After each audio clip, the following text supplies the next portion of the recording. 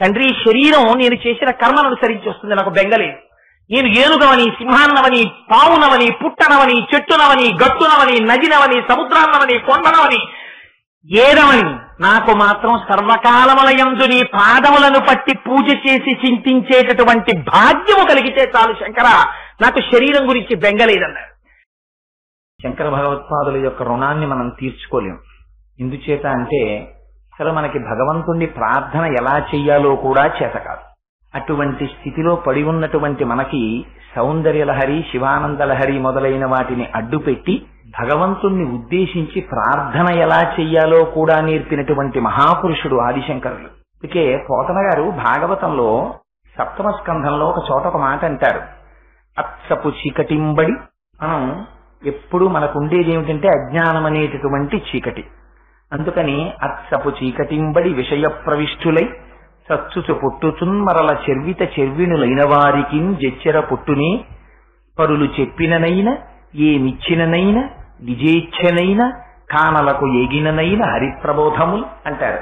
తిండి మొదలుకుని శరీరాన్ని పట్టుకుని ఇదే నేను ఇదే నేను ఇదే నేను అనేటటువంటి అజ్ఞానంలోనే ఉండిపోయి చిట్ట చివరికి అయ్యో నేను ఉండన్రా అని బాల్యాదిశ్యపి జాగ్రత్తాదిశ తథా సర్వాస్వరస్తాస్యపి యా వృత్త స్వనువర్తమాన మహించంత స్ఫురంతం సదా అంటారు శంకరులు దక్షిణామూర్తి స్తోత్రంలో. ఒక పక్క అవస్థలు మారిపోతున్నాయి, ఒక పక్క చూస్తే శరీరంలో మార్పు వచ్చేస్తోంది, ఆ శరీరం జర్జరీభూతమైపోతోంది. నేను ఇలా ఉంటాను అనుకుంటున్నావేమో, నేను ఉండను వెళ్ళిపోతాను అని హెచ్చరిక చేస్తోంది.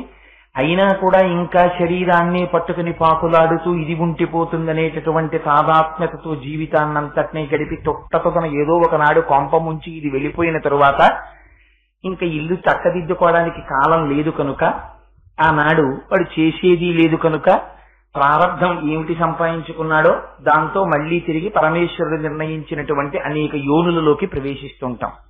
కానీ నిజానికి ఈ శరీరంతో మనం ఎందుకు వచ్చామో ఆ ప్రయోజనాన్ని నిర్వర్తించుకోవడం కోసం హృదయాన్ని విప్పి పరమేశ్వరుడి యొక్క పాదముల దగ్గర పెట్టి ఆర్తితో భగవంతుణ్ణి స్తోత్రం చెయ్యడం, భగవంతుణ్ణి ప్రార్థన చెయ్యడం కూడా మనకి నిజమునకు చేత కాదు. అందుకని ఎలా ప్రార్థన చెయ్యాలో నేర్పారు శంకరాచార్య మనకి సౌందర్యలహరిలో.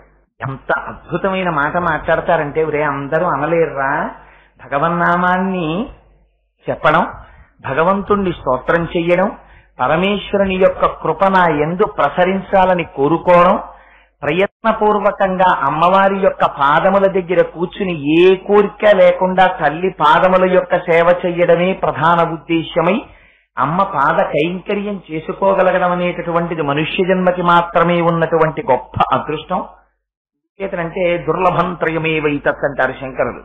మిగిలినవన్నీ గొప్ప విషయాలు అనుకుంటున్నావేమో, ఐశ్వర్యం గొప్పతనం కాదు, అందం గొప్పతనం కాదు, శరీరం పొడుగ్గా ఉండడం, పొట్టిగా ఉండడం, విశేషమైన బలం కలిగి ఉండడం, ఇవన్నీ గొప్పతనాలు కావు.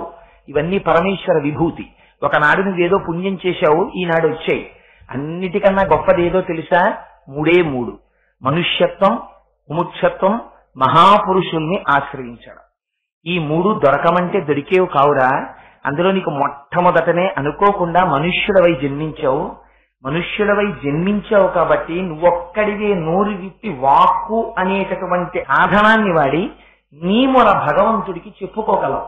భగవంతుణ్ణి చేరుకోవడానికి అవసరమైనటువంటి వాక్కుని ఉపయోగించుకునేటటువంటి అదృష్టము కలిగినటువంటి ప్రాణి ఏదైనా ఉన్నది అంటే ప్రపంచంలో ఒక్క మనుష్య జన్మే. అటువంటి మనుష్య జన్మ ఎత్తి కూడా నీకు భగవంతుణ్ణి ప్రార్థన చేయడం చేత కావట్లేదని సౌందర్యలహరిలో అమ్మవారిని తాను ప్రార్థన చేస్తున్నట్టుగా అడ్డుపెట్టి శంకర భగవత్పాదులు ఎంత అందమైన శ్లోకం ఇచ్చారంటే, దృశాద్రాహీయస్య దరదలిత నీలోత్పల రుచ దవీయాంసం దీనం స్నపయ కృపయా మామపి శివే అనేనాయం ధన్యో భవతి నచతే హానిరియత వనేవా హర్మ్యేవా సమకర నిపాతో హిమకర అంటారు. ఎంత గొప్ప శ్లోకం అంటే అది. అందులో అంటారు, అమ్మా దృశాద్రాహీయస్య, తల్లి నీ దృష్టి ఉన్నదే, ఆ దృష్టి ఈ బ్రహ్మాండములన్నీ ఎంత ఉన్నాయని నేను అనుకుంటున్నాను. ఈ బ్రహ్మాండములన్నీ కలగలిసిన తరువాత ఒక పెద్ద నెగ్గులా, ఏదో ఒక పెద్ద విశ్వం, ఇవన్నీ ఎంతవరకు ఉన్నాయని నేను అనుకుంటున్నానో అంతవరకు చూడగలిగినటువంటి నేత్ర సంపద కలిగినటువంటి దానివి. నా దృష్టి ఏదో అక్కడ వరకు కనబడుతుంది, ఇంకొక చోటు వరకు కనబడుతుంది. నీ దృష్టి అలా కాదమ్మా. నీ దృష్టి ఈ విశ్వం ఎంతవరకు ఉందని నేను ఊహించగలను, ఆ విశ్వము కన్నా దూరము వరకు వెళ్ళగలిగినటువంటి చూపు కలిగినటువంటి దానివి. ఇది అమ్మతనం. అమ్మ అంటే అమ్మకి మాత్రమే ఉండే లక్షణం. అమ్మ వంట చేసుకుంటూ ఉంటుంది, ఇంకా తన రక్షణ యందు తను ధైర్యంతో ప్రవర్తించడం చేత కానటువంటి పిల్లవాడు, ప్రమాదాన్ని కౌగలించుకునేటటువంటి నైజమున్నటువంటి పిల్లవాడు, ఇంకా పరిణతి చెందనటువంటి వయస్సున్న పిల్లవాడు ఎక్కడో ఇంటి పెరట్లో ఆడుతుంటాడు. ఆడుతుంటే అమ్మ ఇక్కడ వంట చేస్తూ ఉంటుంది, కానీ దృష్టి అంతా పిల్లాడి మీదే ఉంటుంది. వస్తూ ఉంటుంది, ఒకసారి ఆ మేడ నుంచి పిల్లాడు ఏం చేస్తున్నాడో చూస్తూనే ఉంటుంది. రాత్రి నిద్రపోతుంటుంది. మీరు చూడండి ఎంత చిత్రంగా ఉంటుందంటే సృష్టి. అప్పటి వరకు అమ్మాయి ఎక్కడో కాలేజీలో చదువుకుంటుంది. ఆ అమ్మాయి ఎప్పుడు ఏం పసిపిల్లల్ని ఎత్తుకుని ఎరగదు. ఏదో ఎప్పుడు కాలేజీ పుస్తకాలు, అమ్మ వండి పెడితే క్యారేజీ పట్టుకోవడం, అమ్మ గబగబా యూనిఫామ్ తీసుకొచ్చి ఇస్తే వేసుకోవడం, వేసుకుని గబగబా కాలేజీకి వెళ్ళిపోవడం తప్ప ఒక్కనాడు వంటింట్లోకి వెళ్లి పొయ్యి దగ్గర వంట చేసి ఎరగనటువంటి అమ్మాయి వివాహమై ఓ పిల్లవాడు పుడతాడు. పుడితే ఎంత నిద్దట్లో కూడా తను నిద్రపోతూ ఉంటుంది, పిల్లవాడు నిద్రపోతూ ఉంటాడు. తమ ప్రమేయం లేకుండానే నిద్రపోతున్నటువంటి పిల్లవాడిని తన దగ్గరికి లాక్కుని పిల్లవాడి యొక్క క్షేమాన్ని నిద్రలో కూడా ఆవిడ కోరుకుంటూ ఉంటుంది. అంత జాగ్రత్తగా గుండెలకి హత్తుకుంటూ ఉంటుంది. ఎవరిచ్చారు ఇది?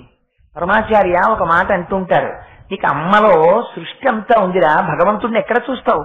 భగవంతుడు అమ్మలోనే కనపడతాడు. ఎందుకని? భగవంతుడు అంటే ఎవరు? మూడు లోకములకు, మూడు కాలములకు, మూడు మూర్తులకు దగ్గరికి వెళ్ళి శంకరుణ్ణి అవమయమ అంటారు పోతన గారు అష్టమ స్కంధంలో. ఆయనే సృష్టికర్త, ఆయనే స్థితికర్త, ఆయనే లయకర్త. ఒక్క అమ్మలో మీరు సృష్టికర్తని చూడొచ్చు, స్థితికర్తని చూడొచ్చు, లయకర్తని చూడొచ్చు. అమ్మ తను తిన్న అన్నాన్ని గుర్తెరగనటువంటి స్థితిలో కడుపులో చీకట్లో పడిపోయి ఉన్నప్పుడు తను తిన్న అన్నంలో ఉన్నటువంటి సారాన్ని సప్తధాతువులుగా మార్చి శరీర నిర్మాణంలో తన వంతు పాత్ర పోషించింది, ఆవాసనిచ్చింది. తన శరీరం వికారం చెందుతున్నా సరే తనకొక బిడ్డడు పుడతాడని మురిసిపోయింది. తను మృత్యు సదృశమైనటువంటి కష్టాన్ని ఎదుర్కొని పిల్లవాడికి జన్మనిచ్చింది. పిల్లవాడు తల్లికి కృతజ్ఞత చెప్పాలా, తల్లి పిల్లవాడికి కృతజ్ఞత చెప్పాలా? పిల్లవాడేం కృతజ్ఞత చెప్పడు, వాడికి ఏం తెలుసు కనుక వాడు ఏడుస్తాడు. అమ్మ తన రక్తాన్ని పాలగా మార్చి పట్టేస్తుంది. పట్టేస్తే వాడు తన చిన్ని చిన్ని కాళ్లతో అమ్మ గుండెల మీద తంతాడు. అమ్మ ఆ చిన్ని చిన్ని పాదాలు తీసి ముద్దు పెట్టుకుంటుంది. ఒకనాడు ఆవిడ సృష్టించింది, ఒకనాడు పాలిచ్చి పోషించింది. ఇది ఎవ్వరూ చెయ్యని పని. కన్న తండ్రి కూడా ఈ పని చెయ్యలేడు. జగత్తు నిలబడుతోందంటే కేవలం అమ్మ ప్రేమ ఒక్కటే ఆధారం. అమ్మ ప్రేమ అనేటటువంటి దాన్ని ఒక్క 5 నిమిషాలు ఈ జగత్తులో ఆపండి, ఈ సృష్టి ఆగిపోతుంది. పిల్లికి ఏం తెలుసండి? పిల్లి పళ్ళు ఎంత సూదిగా ఉంటాయి. అటువంటి పిల్లి పిల్లలా మెత్తగా ఉందంటారు. ఆ పిల్లి తన పిల్లల్ని పెడితే ఎక్కడ ఆ పిల్లలకి అపాయం వస్తుందో అని అంత కోరగా ఉండేటటువంటి తన పళ్ళ మధ్యలోకి పిల్లల్ని ఇరికించుకుని, మనకి తెలియకుండానే మన శరీరంలో ఒక తత్వం ఉంటుంది. మీరు ఏదైనా ఎత్తు మించి దూకేటప్పుడు తెలియకుండానే పళ్ళు గిటకరించుకుంటాం కొంచెం. అలాంటిది పిల్లి గోడ నుంచి గోడ మీదకి, ఇంటి మించి ఇంటి మీదకి దూకుతూ నోటితో పిల్లి పిల్లని పట్టుకుని పరిగెట్టి తీసుకెళ్లి ఎక్కడో దాస్తుంది. అలా దూకేటప్పుడు ఒక్కనాడు ఆ పిల్లి గట్టిగా నొక్కడం కానీ, ఆ పిల్లి పిల్లకి ప్రమాదం వచ్చేటట్టు ప్రవర్తించడం కానీ ఉంటుందా? ఎవరు నేర్పారు? ఒక పంది పిల్లల్ని కంటుంది. ఓ పంది, నీ పిల్లలకి పాలి అని ఎవరైనా నేర్పారా? ఒక కోడి చిన్న చిన్న గుడ్లని పొదిగి పిల్లల్ని కంటుంది. ఆ కోడికి ఎవరెళ్ళి పాఠం చెప్పారు? గ్రద్దని చూస్తే పారిపోయేటటువంటి కోడి ఆకాశంలో గద్ద కనపడేటప్పటికీ కొక్కొక్కొక్కొక్కొక్కొక్కొ అంటూ పిల్లలందరినీ తన రెక్కల కింద పెట్టుకుని తను ప్రమాదాన్ని ఎదుర్కొంటుంది. పిల్లల్ని మాత్రం తన రెక్కల కింద పెట్టి దాచుకుంటుంది. అమ్మ స్థితికారుడై శ్రీ మహావిష్ణువై జగత్తుని నిలబెట్టకపోతే ఎక్కడుంది ప్రపంచం? నీకేం తెలుసు? ఆ రోజున నువ్వెందుకు ఏడిచ్చావో చెప్పగలిగింది అమ్మ ఒక్కతే. తండ్రి అక్కడే పేపర్ చదువుకుంటూ ఉంటాడు, ఉయ్యాల ఊగుతుంటుంది, పిల్లవాడు ఏడుస్తాడు. పిల్లవాడు ఏడుస్తున్నాడని ఇంకొక మాట ఉయ్యాల ఊపగలడేమో కానీ తండ్రి వంటింట్లో వంట చేసుకుని మడి కట్టుకుని ఉన్నటువంటి అమ్మ పిల్లవాడు ఇంకొక 2 మాటలు ఏడ్చేసరికి లేదు లేదు ఏదో ఉంది ఇబ్బంది అని చెప్పి అమ్మకెవరు చెప్పక్కర్లేదు, వచ్చి గబగబా పిల్లవాడిని ఒక్కసారి అసలు ఎత్తడం కూడా ఒక ఆర్ట్ అండి. పిల్లవాడిని అమ్మ అన్న పదార్థం లేకపోతే ప్రపంచం ఎక్కడుంది? మీ మెడ మీకు నిలబెట్టడం చేతకాని వయస్సులో తన ఎడమ చెయ్యి ఆ తల కింద పెట్టి మెడ నిప్పెట్టకుండా ఆ పిల్లల్ని ఎత్తుకోవడంలో అమ్మ చూపించినటువంటి నైపుణ్యం ప్రపంచంలో ఒక్క 5 నిమిషాలు నిర్లక్ష్యానికి గురైపోతే ఎంతమంది ఫిజికల్లీ హ్యాండిక్యాప్డ్ అయి పడిపోయి ఉండవలసిందో. ఎంత ఆదరించింది అమ్మ. అందుకని ఆవిడ స్థితికర్త అయ్యింది, ఆవిడ శ్రీ మహావిష్ణువై నిలబడింది. లయకర్త అంటే కేవలం ప్రాణం తీసేసేవాడో సంహారం చేసేవాడో కాదు. స్వల్పకాలిక లయము అని ఒకటి ఉంది శాస్త్రంలో. స్వల్పకాలిక లయం అంటే మనకి పగటిపూట ఇంద్రియములన్నీ ప్రపంచమునందు ప్రవర్తించి అలిసిపోతాయి. అలిసిపోయినటువంటి ఇంద్రియములకు మళ్ళీ శక్తి కావాలి. ఎక్కడికి వెళ్ళిపోతాయి ఇంద్రియాలు? వెనక్కి అడుగు వేసి మనస్సులోకి వెళ్ళిపోతాయి. ఆ మనస్సు ఎక్కడికి వెళ్ళాలి? ఆత్మలోకి వెళ్ళిపోతుంది. ఆత్మలోకి వెళ్ళిపోయినటువంటి గాఢ సుషుప్తిలో ఆ పరమాత్మ, ఆ శివుడు ఈ ఇంద్రియములకు మనస్సుకు కావలసినటువంటి శక్తిని అంతటినీ ఇస్తాడు. మళ్ళీ స్వప్నావస్థలోంచి జాగ్రత్త అవస్థలోకి వచ్చేటప్పటికి మళ్ళీ ఇంద్రియాలు, మళ్ళీ మనస్సు శక్తిని పుంజుకుని మళ్ళీ లేచి తిరగగలుగుతున్నాడు. స్వల్పకాలిక లయంలో ఇంద్రియములకు మనస్సుకు శక్తినిచ్చేటటువంటి శివస్వరూపంలా రాత్రి నిద్ర పోకపోతే పిల్లవాడు మరనాడు ఉదయం లేచేటప్పటికి వేడి చేసి దగ్గొచ్చేటటువంటి నీరస స్థితి శరీరములకుందని గమనించినటువంటి అమ్మ రాత్రి ఇంటికొచ్చినటువంటి బంధువుల పిల్లలతో ఆడుకుంటూ నిద్రపోకుండా గడుపుతున్నటువంటి పిల్లవాడిని తీసుకొచ్చి పక్క మీద పడేసి తల మీద చెయ్యి వేసి కిందకి వంచి వీపు మీద జోకొట్టేసి వాడు ఏడుస్తూ కోపంగా అమ్మ వంక చూస్తున్నా సరే నిద్రపుచ్చి వాడి కన్నుల వెంట కారినటువంటి నీటిని తుడిచి ఒక్క ముద్దు పెట్టుకుని వెళ్ళిపోతుంది. ఆనాడు అమ్మ బలవంతంగా అలా నిద్ర పుచ్చకపోతే మనం ఆ పిల్లలతో ఆడుకుని ఎంత అనారోగ్యానికి గురయ్యేవాళ్ళము. తినకూడని పదార్థాలన్నీ తినడానికి చిన్నతనంలో ఎగబడితే నువ్వు ఇది తినకరా తినకరా తినకరా అని పెట్టడం మానేసి ఈ శరీరాన్ని నిలబెట్టినది అమ్మ కాదు. అందుకని దయకారుడు అమ్మయ్యుంది. బ్రహ్మాన్ని ఎక్కడ దర్శిస్తారు? పరమాచార్యులు వారు అంటారు, ఎక్కడ వెతుకుతావురా బ్రహ్మాన్ని? నీకు కంటితో చూడాలనుందా బ్రహ్మాన్ని? నీ కంటితో నువ్వు బ్రహ్మాన్ని చూడాలనుకుంటే నువ్వు ఎక్కడో వెతకక్కర్లేదు, లోపలికి వెళ్లి బ్రహ్మాన్ని దర్శనం చేయడం ఏమో నీ అదృష్టం. అమ్మవారి యొక్క అనుగ్రహం ఎప్పుడు చేస్తావో హనుమాంతటి వారు నమోస్తు రామాయ సలక్ష్మణాయ దివ్యైక తస్యై జనకాత్మజాయై నమోస్తు రుద్రేంద్ర యమానిలేభ్యో నమోస్తు చంద్రార్కమరుద్గణేభ్య అనవలసి వచ్చింది. మనం ఎంతటి వారం ఉపాసనలో కాదు కాదు నీకు బ్రహ్మమును దర్శించాలని కోరిక ఉంటే, నువ్వు అంతర్యాగం చెయ్యాలనుకుంటే, నువ్వు బ్రహ్మమునకు నమస్కరించాలనుకుంటే వేరొక చోటికి వెళ్ళక్కర్లా, నీ తల్లి పాదములకు నమస్కారం చెయ్యి చాలు, బ్రహ్మము తృప్తి పొందుతుందంటారు.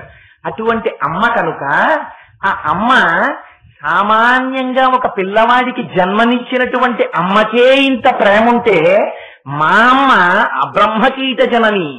ఈ సమస్త బ్రహ్మాండములలో ఉన్నటువంటి ప్రతి ప్రాణి మా అమ్మ బిడ్డే. మా అమ్మ ఎంత ప్రేమ ఉండాలి.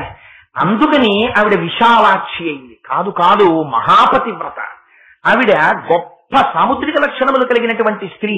విశాలమైనటువంటి కన్నులుండడం సాముద్రిక శాస్త్రరీత్యా గొప్ప పతివ్రత లక్షణం, స్త్రీకి ఉండవలసినటువంటి లక్షణం.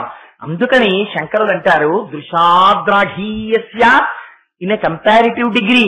అమ్మా ఈ లోకములన్నీ ఈ విశ్వమంతా ఎంత దూరం ఉందని నేను అనుకుంటున్నానో అంతకన్నా ఎక్కువ దూరం చూడగలిగినటువంటి నేత్ర సౌందర్యము కలిగినటువంటి అమ్మవమ్మ నువ్వు. ఇది కేవలం బాహ్యంలో అమ్మవారి కంటి యొక్క సౌందర్యమా? అమ్మవారి కంటి చేత రక్షణ పొందుతూ ప్రతిరోజు అనుభవిస్తున్నటువంటి నీ స్థితి, మనస్థితిని శంకరులు అమ్మవారి కంటి యందు ఆరోపించి ఆ కంటి చేత మనం పొందుతున్నటువంటి ఫలితాన్ని ఈ శ్లోకంలో ఆవిష్కరిస్తున్నారు. అందుకని దృశాద్రాఘీయస్య దరదలిత నీలోత్పలరుచ అంటారు. ఆ మాటలు వేయడంలో కూడా అందం చూడండి. దరదలిత నీలోత్పలరుచ, నీలోత్పల అండంలో 2 లకారాలు ఉంటాయి. 2 లకారాలు వినపడేటప్పటికే మనకి వెంటనే అందులో 2 లకారములతో కూడినటువంటి అమ్మవారి యొక్క ముఖ్యమైనటువంటి నామం గుర్తొస్తుంది, లలిత. అసలు ఆ నీలోత్పలము అన్న మాట వినేటప్పటికే ఏదో మనస్సులో చల్లగా, ఆ శబ్దం వినేటప్పటికే ఏదో హాయిగా అనిపిస్తుంది. అమ్మవారి కంటి చూపు కూడా అంత హాయినివ్వగలిగినటువంటి అమ్మ. ఆవిడ వక్త్రలక్ష్మీ పరివాహ చలన్నీ నభలోచన. వ్యాసుల వారు లలితా సహస్రంలో అంటారు. అందుకని ఆ తల్లి దరదలిత నీలోత్పల రుచ. దళిత అంటే విచ్చుకున్నటువంటి నీలకమలం. ఆ నీలికమలం బాగా విచ్చుకుందా, బాగా విచ్చుకుందనుకోండి, అమ్మ కళ్ళు ఇలా తెరిచిందనుకోండి, ఇలా కళ్ళు తెరిస్తే మళ్ళీ అందులో ఏదో తేడా వచ్చినట్టు. శివే శృంగారార్థ తదితరజనే కుత్సమపర అన్నట్టు అమ్మవారు ఏదో తనకి వ్యతిరేకమైన వారో శివుడికి వ్యతిరేకమైన వారో, శివుడికి వ్యతిరేకమైన వారంటే అమ్మకి వ్యతిరేకమైన వారే, భక్తులు కానివారో లోకానికి కంటకులైన వారినో చూస్తే అమ్మ కళ్ళు ఇలా తెరవాలి. అందుకనమ్మా అలా కళ్ళు తెరుస్తావా, అలా తెరవమ్మా, మేము మీ బిడ్డలం, మేము బిడ్డలం కనపడినప్పుడు అమ్మ ఎలా చూస్తుందో అలా చూస్తావు నువ్వు. అందుకని ఎలా చూస్తావు? దళిత నీలోత్పల కాదు, విచ్చుకున్నటువంటి నీలోత్పలం కాదు నీ చూపు, దరదలిత నీలోత్పల రుచ. ఏం మొగ్గగా ఉంటే విచ్చుకోలేదు. అమ్మ కన్ను మూసిందా ప్రమాదం వస్తుంది. ఎందుకని? ఉన్మేష నిమిషోత్పన్న విపన్న భవనావళి. అమ్మ కన్నే మూసిందా ఈ లోకములన్నీ లయమైపోతాయి. అందుకని కన్ను ముయ్యదు. అందుకని మొగ్గగా చెప్పడానికి వీల్లేదు. బాగా అరవిరిసిన పువ్వు అని చెప్తామా? అమ్మ కళ్ళు ఇలా తెరుచుకున్నాయా? సౌందర్యలహరిలోనే శంకరుడు అన్నారు ఒక చోట, తదితరజనే కుచ్చలపర అన్నారు. అందుకని ఏమో నువ్వు లోకకంటకుడైనటువంటి వాడివి కనుక నిన్ను చూసి అమ్మ ఇలా కళ్ళు తెరిచిందేమో. అందుకనమ్మా మేము బిడ్డలమమ్మా, మమ్మల్ని చూసినప్పుడు మా పట్ల అపారమైన ఆప్యాయతతో నీ దృక్కులను ప్రసరించినప్పుడు ఆ కన్నులు ఎలా ఉంటాయి? మనకి ఆ కన్నులను దర్శనం చేయిస్తున్నారు శంకరాచార్యులు వారు ఇవాళ. ఎందుకు అమ్మవారి కన్నులు దర్శనం చేయించడం? అందులో ఉంది రహస్యం అంతా. ఏ కన్నులట, ఎలాంటి కన్నులటవి?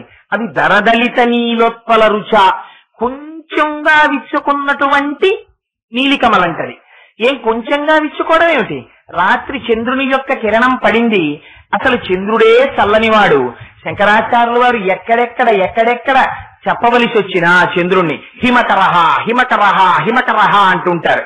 అందుకని ఆ చంద్రుని యొక్క కిరణాలు పడ్డాయి, కొంచెం విచ్చుకుందా, మొగ్గ నుంచి పువ్వు స్థితిలోకి వెడుతోంది. ఇంకా బాగా విచ్చుకున్నటువంటి పువ్వు కాదు, కొద్దిగా విచ్చుకుంది. లోపల ఏముందో స్పష్టంగా కనపడదు, కానీ లోపల ఏముందో స్పష్టంగా తెలియనటువంటి స్థితి కాదు. లోపల గుడ్డు ఉన్నది అని కనపడుతోంది, కానీ లోపల ఉన్న వస్తువును మీరు పూర్తిగా దర్శించి చెప్పగలిగినటువంటి స్థితి కాదు. అందుకని విచ్చుకోనటువంటి అరమోట్పు కన్నులు కలిగినటువంటి అమ్మ యొక్క స్వరూపాన్ని మీకు ఆవిష్కరించి చూపిస్తున్నారు శంకరులు. ఎందుకు అలా చూపించడం అంటే, అసలే చక్కటి సరస్సు, ఆ సరస్సులో అప్పుడే విచ్చుకుంటున్నటువంటి నీలికమలం, ఆ రేకుల మీద ఆ నీటి బిందువులు పడ్డాయి, మంచు బిందువులు. ఆ నీలి కమలము యొక్క కాంతి ఉండే రుచ అంటారు. రుచ అంటే తెలుగులో అయితే రుచి అంటే రసేంద్రియము పొందేటటువంటి అనుభూతి. సంస్కృతంలో రుచ అంటే కాంతి.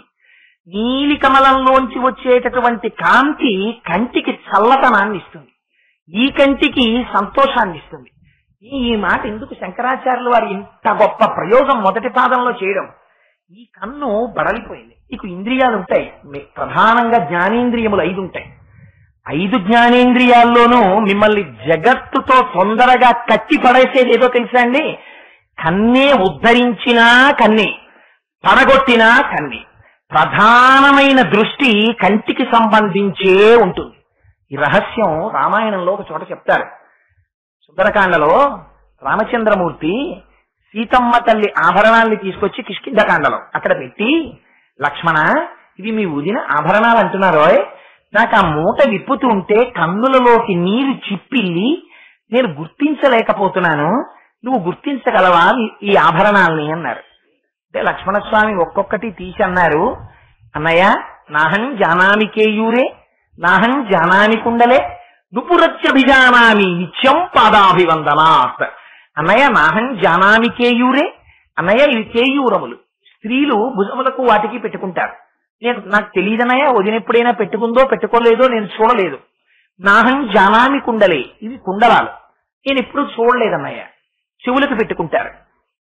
అన్నయ్య నుపురత్యభిజానామి, ఇవి నూపురములు, పాదములకు పెట్టుకుంటారు, ఇవి నాకు బాగా తెలుసు. ఎందుకు తెలుసు? నిత్యం పాదాభివందనాత్, వదినకి ప్రతిరోజు నేను నమస్కారం చేశాను, అప్పుడు నేను చూశానన్నారు. ఇది నిజమే. అగ్రత ప్రయయౌ రామ మధ్యే సీత సుమత్సమ పృష్ఠతస్తు ధనుష్పాణి లక్ష్మణో అనుజకామ అని చెప్పారే.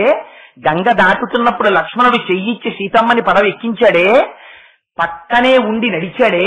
అటువంటి లక్ష్మణుడు సీతమ్మ తల్లి కుండలములను కాని సీతమ్మ తల్లి కేయూరములను కాని నేను చూడలేదనడం ఎంతవరకు సమంజసం? అంటే ఈ నేత్రము జగత్తులో ఉన్నటువంటి సమస్త వస్తువులను చూడవచ్చు కాక, చూడడం కంటికి ధర్మం.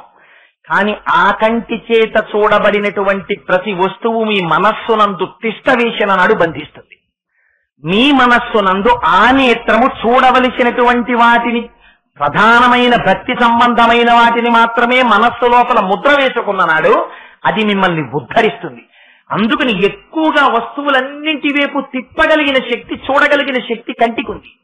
ఈ కన్ను మెరుపుల వంక ఎక్కువ తిరుగుతుంది. కంటికి ధర్మం ఎక్కడైనా తడుక్కుని మెరిసింది అనుకోండి, వెంటనే మీరు అది చూస్తారు, అబ్బా భలే మెరిసిందండి అంటాం.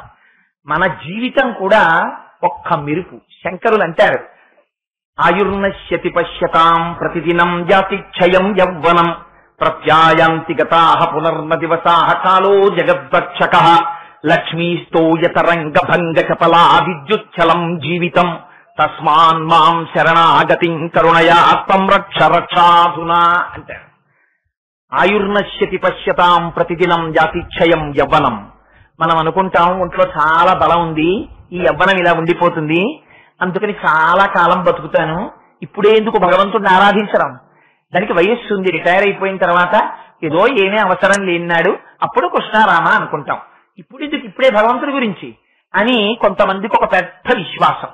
దంతంబుల్ పడనప్పుడే తనువుయందారూఢియున్నప్పుడే కాంతాసంఘము రోయినప్పుడే జరాక్రాంతంబు కానప్పుడే వింతల్ మేల చెరించునప్పుడే కురుల్ వెల్వెల్ల కానప్పుడే చింతింపన్వలమీ పదాంబుజములన్ శ్రీకాళహస్తీశ్వర అంటాడు దుర్జటి. శరీరము జర్జరీభూతమైపోయిన తర్వాత నువ్వు చేసే ప్రార్థనే ఉంటుంది కనుక మనస్సు నిలబడుతుందా?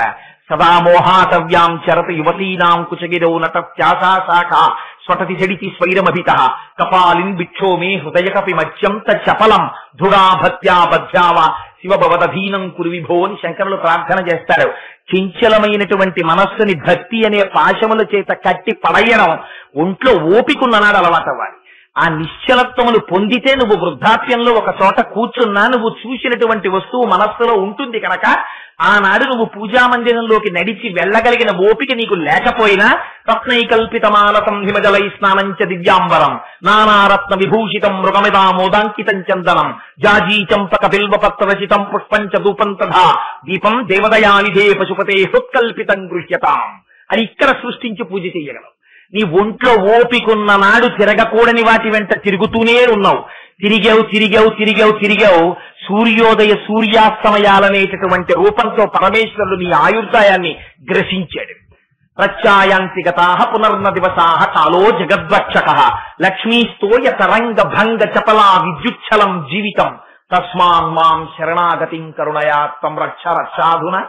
ఒక్క ఏడాది పోతే పిల్లాడు ఇంజనీరింగ్ లోకి వచ్చేస్తాడు, ఇంకొక 5 ఏళ్లు పోతే మా అబ్బాయికి నెలకి 40,000 జీతం వస్తుంది, ఇంకొక 7 ఏళ్లు పోతే నాకు మనవడొస్తాడు. అవన్నీ రావడం యథార్థం.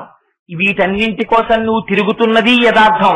కానీ ఒక్కటి జ్ఞాపకం పెట్టుకో, నువ్వు తిరగడం, నీ కోరికలు తీరడం సూర్యోదయ సూర్యాస్తమయాలనేటటువంటి రోజుల లెక్కలో జరుగుతుంటే ఈ మెరుపుల వంటి ఐహికమైనటువంటి భోగముల కోసం నీ కళ్ళు నీ మనస్సు అలవాటు పడి నువ్వు తిరుగుతుండగా నీ శరీరము జర్జరీభూతమై ఒకనాడు ఎవ్వరికీ తెలియకుండా మృత్యువు కేవలము ఉచ్ఛ్వాస నిశ్వాసల మధ్యలో ఉంటుంది.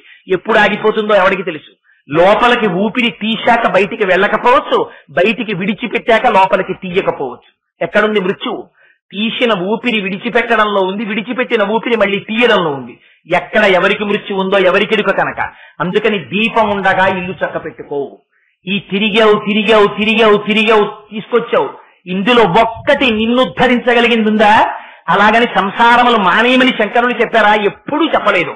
మూఢజహీహి ధనాగమ తృష్ణ విడిచిపెట్టన్నారంతే శంకరాచార్యులు గారు. ఎందుకురా అలా తిరుగుతావు? డబ్బు అని తిరుగుతున్నావే, బాహ్య సౌఖ్యం కోసం తిరుగుతున్నావే, స్త్రీ సౌఖ్యం కోసం పరిగెడుతున్నావే, కాలం వెళ్ళిపోతోంది, నీకు ఓపిక అయిపోతోంది, నువ్వు ఎప్పుడు పరమేశ్వరుణ్ణి ప్రార్థిస్తావు? నువ్వు సంపాదించిందంతా నీ వెనకాతలు వచ్చేస్తుంది అనుకుంటున్నావా? నువ్వు నమ్ముకున్న వాళ్ళు నీ వెంట వస్తారనుకుంటున్నావా? కింవానేన ధనేన వాజి కరిభి ప్రాప్తేన రాజ్యేన కింవా పుత్ర కలత్ర మిత్ర పశుభిర్దేహేన గేహేన కిం జ్ఞాతైతక్షణ భంగురం సపతిరోత్యాద్యం మనోదూరత స్వాత్మార్థం గురువాక్యతో భజ భజ శ్రీపార్వతీ వల్లభం. అన్నిటికన్నా అసలు సంఘం లేని డబ్బి. ఇంత కష్టపడి సంపాదించావు. పశుపక్షాది సమస్త జీవకోటిలో తనకి కావలసినంత సంపాదించిందే కానీ తన తరువాతి తరానికి దాచేటటువంటి హీనమైన లక్షణం ఉన్న జీవి ప్రపంచంలో మనిషి తప్పింకోలేదు. నువ్వు సంపాదించావు, తీసుకెళ్ళావు, దాచావు. నీ సమయం అంతా సొమ్ముగా మారింది. ఆ సొమ్ము కనీసం నీ ముందు నోట్లగా కూడా లేదు. బ్యాంకు పాస్ పుస్తకంలో అంకెల రూపంలో నీ బీరువాలో చీకట్లో మగ్గుతోంది. నీ శరీరం పడిపోయింది. ఒకనాడు పడిపోయిన నాడు వెదురు కర్రలు కొని తేవడానికి, తాడు కొని తేవడానికి, గడ్డి కొనడానికి, ఆ తరువాత నీ మీద కప్పేటటువంటి తెల్లబట్ట కొనడానికి కూడా ఆ డబ్బు రూపాయల వెంట కన్నీటి బిందువులేం మొలకవు. ఆ డబ్బు సంతోషంగా వచ్చి తీసుకొస్తుంది అవన్నీ. కింవానేన ధనేన. పోనీ అయ్యో ఇంత కష్టపడి సంపాదించాడండి, ఓసారి వచ్చి ఆ నోట్ల కట్ల కళ్ళ ముందు ఏమైనా తిరుగుతాయా? ఏహి కనపడం, అక్కడే ఉంటాయి. వాజికరిభి. నువ్వు సంపాదించిన వాహనాలు ఇంత కష్టపడి కారు కొన్నావు, ఇంత కష్టపడి ఏసీ చేసావు, అయితే ఇవేవి వదిలేయమని శంకరులు చెప్పలేదు. వాటి ఎందుకు వ్యామోహం వదిలేసేయన్నారు. ఆఖరికి నీ శరీరాన్ని తీసుకెళ్లే నాడు కొత్త కర్రలు తేవడానికి కూడా కారు అంత సంతోషంగానూ పెడుతుంది. అంతేగాని కార్పొరేటర్లోంచి నీళ్లు కారిపోయేలాగా అయ్యో నా యజమాని పోయాడని అదేం బాధ పెట్టుకోదు. ఇల్లు అసలు కదిలి రాదు. భార్య కేవలం గుమ్మం వరకు, కొడుకు రుద్రభూమి వరకు. నీదని నువ్వు ఇలా చూపించినటువంటి నీ శరీరం కల్లరి బొమ్మయౌ కాయంబులొల్లా అద్దె కొంపల బోలు ఆలోకమల్లా అని తను పెంచు దొంగలవు తనయులనొల్లా ఎందుకీ భాగ్యంబులెందుకీ మురుపు ముందు చావుండంగ మురియంగనగుని. అందుకని వచ్చేస్తోంది ప్రళయం, ముంచుకొచ్చేస్తోంది. అందుకని నీకు వెర్రి తగ్గేది ఎప్పుడో తెలుసా? నీకింక సమయం లేదురా. ఇంత జ్ఞానం, ఇంత దాని గురించి వైరాగ్యం, ఇంత భక్తి, ఇంత బోధ తరచి చూసుకోవడం. వైరాగ్యం అంటే ఏమిటి? శంకరులు అంటారు ఒక చోట, తెచ్చిపెట్టుకున్నది వైరాగ్యం కాదు. నువ్వు ఏదో ఆ వస్తువు వైపుకి వెళ్ళనన్నది వైరాగ్యం కాదు. అందుకని శంభోహో అన్నారు. సుఖమిచ్చి ఆ సుఖము కాదని తెలుసుకోవడం వైరాగ్యం. మనస్సు ప్రయత్నపూర్వకంగా ఏవి కష్టపడటి వైపుకు వెళ్లకుండా చేయడం కాదు, చూసి కూడా అది భోగము కాదని తిరస్కరించగలగడం, అది వైరాగ్యం. అందుకని అదిగో అటువంటి వైరాగ్య సంపత్తిని ఇయ్యగలిగినటువంటి వాడు శంకరుడు. ఆ అమ్మ కంటి చూపుందే అదంతా దయతో నిండిపోయిందిరా. ఒక్కసారి అమ్మ వంక ఇలా చూసి నమస్కారం చేశావా, ఆ అమ్మ నీ వంక దయతో చూడడానికి సిద్ధంగా ఉంది. నిన్న చెప్పానే, ఉభౌ దర్వీ కుంభౌ మణిగణక సంభావిత గుణౌ తథానా పాణిభ్యామృతరస మృష్టాన్న కలితౌ కళాఢ్యా కళ్యాణి కలిత సదనా శ్రీ గిరతి శిరసస్యసౌ భ్రమర్యంబా రచయితుమరిష్టార్థ విభవం. నీ కోరిక తీర్చడానికి మణిగణకచితమైన తెడ్డు పట్టుకుని సిద్ధంగా ఉందమ్మా. కేవలం తన కంటి చూపుతో పోషించేస్తుంది, నీ అజ్ఞానాన్ని విరిచేస్తుంది. ఏమిటి విరిచేయడానికి? నీ గొప్ప కాదు, నువ్వు సంపాదించుకున్నటువంటి అర్హత కాదు. ఏమిటి అమ్మలో ఉన్న గొప్పతనం? దరదలిత నీలోత్పల రుచ. ఆ అమ్మ కన్ను చల్లతనం తప్ప వేరొకటి ఎరగదురా. ఆ తల్లి ఎన్నడూ ఎర్రటి కన్నుతో చూడడం అమ్మకి చేత కాదు. ఎందుకని? ఆవిడ అమ్మతనమే ఆ లక్షణం. అమ్మ ఎప్పుడైనా కోపంగా చూస్తుందా? అమ్మకే కోపం వస్తే ఇంకా ప్రపంచం ఎక్కడ ఉంటుంది? అందుకే అంటారు హనుమ, తుల్యశీలావయో వృత్తాం తుల్యాభిజన లక్షణాం రాఘవోర్హతి వైదేహీం తం చేయమసితే క్షణ అంటారు. సీతారాములు అన్నిటా ఒకరికొకరు సమానమైన రామచంద్రమూర్తి కన్నా సీతమ్మ తల్లి ఒక్క విషయంలో ఒక మార్క్ ఎక్కువ వేస్తున్నానన్నారు. ఇందులో మా అమ్మ కన్నులకు అసలు ఎరుపన్నది తెలియదు. మా అమ్మ కన్నులు ఎప్పుడూ నలుపే. ఆ కన్నులు ఎప్పుడూ దయార్ద్రత్వయంతో దయని వర్షించేస్తూ ఉంటాయి. అందుకని నీటి బిందువులు పడినటువంటి రేకులు కలిగినటువంటి నీలి కమలములో వచ్చేటటువంటి చల్లని కాంతి కంటికి ఎంతటి ఉపశమనాన్ని ఇచ్చి సేద తీర్చగలుగుతుందో, అలా లౌకికమైనటువంటి వ్యవహారములందు సంసారమునందు తిరిగి తప్తమైపోయి సంసారం అనేటటువంటి వేడిలో కొట్టుకుని ఇరుక్కుపోయి చీకాకు పడిపోతున్నటువంటి నిన్ను ఉద్ధరించి నీకు చల్లతనాన్ని ఉపశమనాన్ని ఇచ్చి తన పాదముల వైపు తిప్పుకోగలిగినటువంటి అపార నిర్హేతుక కరుణా కటాక్ష వీక్షణములు కలిగినటువంటి దృష్టి ఆ అమ్మ కన్నుల యొక్క సొత్తు. అందుకని దృశాద్రాహీయస్య తరదళిత నీలోత్పల రుచ. అమ్మా, ఇంత దూరం నువ్వు చూడగలవు కదా, విశ్వమంతటిని దాటి నీ చూపులు వెళ్ళిపోతాయే. ఎందుకు వెళ్ళిపోతాయి? నువ్వు అమ్మవి కనుక. మమ్మల్ని అందరినీ నువ్వు చూసుకోవడం నీ ధర్మం కనుక. అయ్యో నా బిడ్డలందరూ బాగున్నారా అని ఒకరు అడిగినా అడగకపోయినా చూసుకోవడమే ధర్మంగా చూస్తుంటావు కదా అమ్మ నువ్వు. మరి అటువంటి అమ్మవి కదా. అయితే శంకరులు ఎంత గొప్ప మాట వాడతారో చూడండి. వెంటనే రెండో పాదంలోకి వచ్చేటప్పటికి అంటారు, దవీయాంసం దీనం స్నపయ కృపయా మమపి శివే. శివే అంటారమ్మని. శంకరులు అమ్మవారికి సంబంధించినటువంటి నామములను, చాలా నామములను సౌందర్యలహరిలో వాడలేదు. కేవలం కొన్ని నామాలు మాత్రమే వాడుకున్నారు. పైగా ఎక్కడ రాక్షస సంహారం చేసినటువంటి ఘట్టములను ఒక్కటి కూడా సౌందర్యలహరిలో చెప్పలేదు. ఎందుకని? అలా చెప్తే మళ్ళీ రాక్షస సంహారం చేసినటువంటి అమ్మవారి యొక్క రౌద్రమూర్తి కనపడుతుందేమోనని కేవలం అమ్మతనాన్ని మాత్రమే చూపించారు. అదిగో ఆ చూపించడంలో అంటారు, దవీయాంసం దీనం. అమ్మా, నేను ఎక్కడో ఉండిపోయానమ్మా, దీనుణ్ణి. ఎంత దూరంలో ఉండిపోయాను?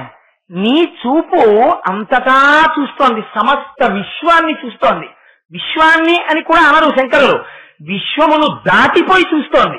ఇంత చూపు కలిగినప్పటికీ నేనెక్కడున్నాను? విశ్వంలో ఉన్నాను. విశ్వంలో ఉన్న నేను దీనుడనై ఉన్నాను ఇవాళ. ఎందుచేత దీనత్వం వచ్చింది నాకు? నీ కంటి కొడగంటి చూపు నాయందు పట్టలేదమ్మా అంటే అమ్మ వెంటనే అన్నది, అదేమి శంకరా, ఇప్పుడే కదా నువ్వు అన్నావు, విశ్వాన్నంతటిని దాటిపోయి నేను చూస్తున్నాను అన్నావు కదా. మరి ఆ విశ్వంలో నువ్వు ఒక భాగమై ఉన్నావు కదా. ఉన్నప్పుడు నా కంటి చూపు నీ మీద ఎందుకు పట్టలేదు అంటే శంకరులు అంటారు, దీనం. అమ్మా, నేను దీనుండమ్మా. ఆ చూపు నా మీద పడినా నేను ఉద్ధరింపబడలేదు. అంటే చూడు, నాకు ఎన్ని మలినములంటిపోయాయో నా మనస్సుకి. హనుమంటారే సుందరకాండలో, ఇది ఎంత దారుణమైన లంక అంటే ఇక్కడికి రాముడే వస్తే మాత్రం ఏం చేయగలరు అన్నారు. అలా అమ్మా, నీ కడగంటి చూపు నా ఎందు ప్రసరించినా కూడా నాలో మార్పు రాలేదమ్మా. నేను ఇలా ఉండిపోయాను, దీనుడనై ఉండిపోయాను. మనస్సు నిండా మలినాలే, మనస్సు నిండా సంసారమే. ఒక్కనాడు భగవంతుడి వైపుకు మనస్సు వెళ్ళలేదమ్మా. ఇది శంకరాచార్యులు వారు అనవలసిన మాటే.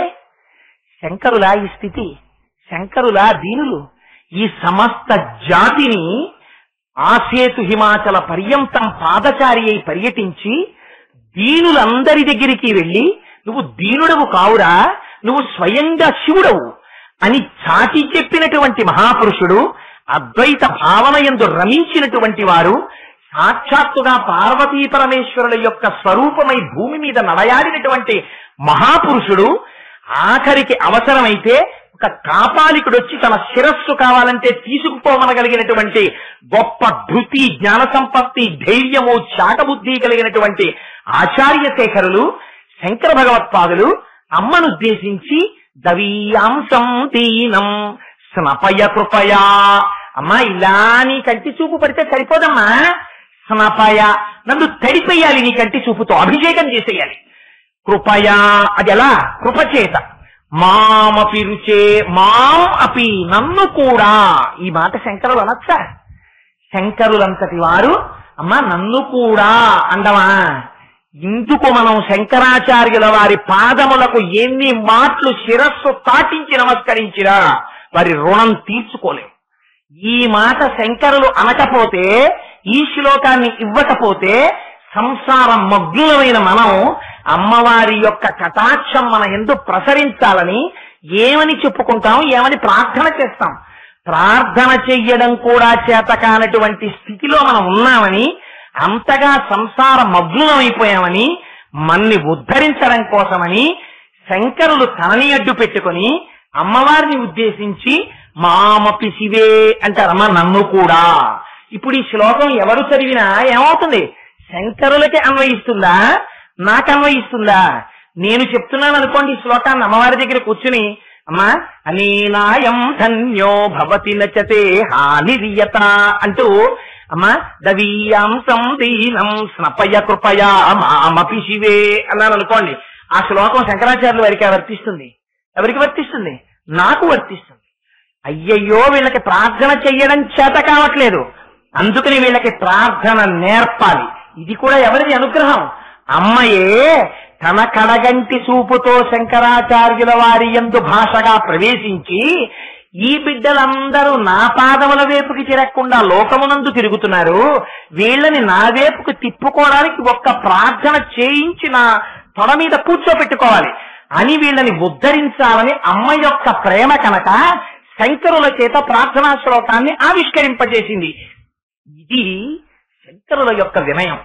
ఈ మాట అనడం ఎంత గొప్పతనమో చూడండి, ఎంత భక్తో చూడండి. అందులో మామపి శివే, అమ్మ నన్ను కూడా, తవీయంసం దీనం, అమ్మ నేను దీనున్నమ్మా, ఎక్కడో ఉండిపోయాను, నీ కడగంటి చూపు ఇలా పడితే నాకు సరిపోదమ్మా, నేను చేసిన పాపానికి స్నపయ కృపయా, తడిపేసేయాలి నీ దృష్టితోటి. ఆ దృష్టిపాతంతో నేను తడిసిపోయానా, ఆ రోజున ఉద్ధరింపబడతానమ్మా. ఏంటి మాట శంకరులు అండం, ఎంత భక్తితో చెప్పారో చూడండి. అంతటి మహాజ్ఞాని శంకర భగవత్పాదులు భక్తితో మాట్లాడవలసి వస్తే అందరికన్నా కూడా నైత్యానుసంధానం చేసుకుని అందరికన్నా కిందకి దిగిపోతారు. శివానంద లహరిలో అంటారు, పశుమాం సర్వజ్ఞ ప్రహిత కృపయా పాలయ విభో. తండ్రి నేను పశువుని, నువ్వో పశుపతివి, మన ఇద్దరి మధ్య ఈ సంబంధం చాలదా కాపాడటానికి, అందుకని నన్ను ఉద్ధరించు తండ్రి అంటారు. ఇది శంకరులు అనవలసిన మాట. మన కోసమని ఆ భక్తితో ఒక్కసారి ఆర్తితో పిలిచారా, ఆవిడ తడితో కూడినటువంటి కన్నుంది, దయతోటి తడిసిపోయినటువంటి కన్ను అమ్మవారిది. ఒక్కసారిలా చూసిందా చాలా ఉద్ధరింపబడిపోతాయి. ఆవిడ జ్ఞానం ఇచ్చేస్తుంది, ఎన్ని రకాలుగా ఇస్తుంది, అందరికి ఎన్ని రకాలుగా ఇచ్చిందో. ఒకరికి తాంబూలం నోట్లో పెట్టింది, ఒకరికి బీజాక్షరాలు రాసింది, ఒకరిని కేవలం చూసింది. ఎవరికి ఎన్ని రకాలుగా జ్ఞానం ఇచ్చిందో అమ్మ. ఒకరికి పాలిచ్చింది. శివజ్ఞానాన్ని ఇవ్వడానికి ఆ అమ్మ ఎన్ని రకాలుగా ప్రయత్నించిందో. కావలసిందేమిటి, భక్తితో ఒక్కసారి అమ్మా అనరా చాలు. అమ్మకి ఇంకొక పేరు ఉండదండి, అమ్మకుండే పేరు అమ్మే. అమ్మ దగ్గరికి వెళ్లి మీరు ఎంత గొప్ప పేరు పెట్టి పిలిచినా సరే, అమ్మ సాక్షాత్తుగా chief secretary to the government of India అవనివ్వండి, మీరు వెళ్ళి ఈవిడ chief secretary to government of India అండి మా అమ్మగారు అని మీరంటే అమ్మ కొంచెం ముఖం దించుకుంటుంది. ఈవిడ మా అమ్మగారు, ఆవిడ ఆ పదవిలో ఉన్నారు, పదవిలో ఉండడం తక్కువ, నాకు అమ్మ అవడం నా ఘనం, ఇది నా అదృష్టం అని మీరు చెప్పుకున్న నాడు అమ్మ సంతోషిస్తుంది. అమ్మకుండే ఒకే ఒక లక్షణం ఏమిటి, అమ్మా అని పిలిస్తే చాలు లొంగిపోతుంది అమ్మ. అయ్యో ఇది ఇవ్వచ్చా, ఇది ఇవ్వకూడదా, ఇది కష్టమా, ఇది నిష్ఠూరమా, ఇది ఆలోచించదు అమ్మ.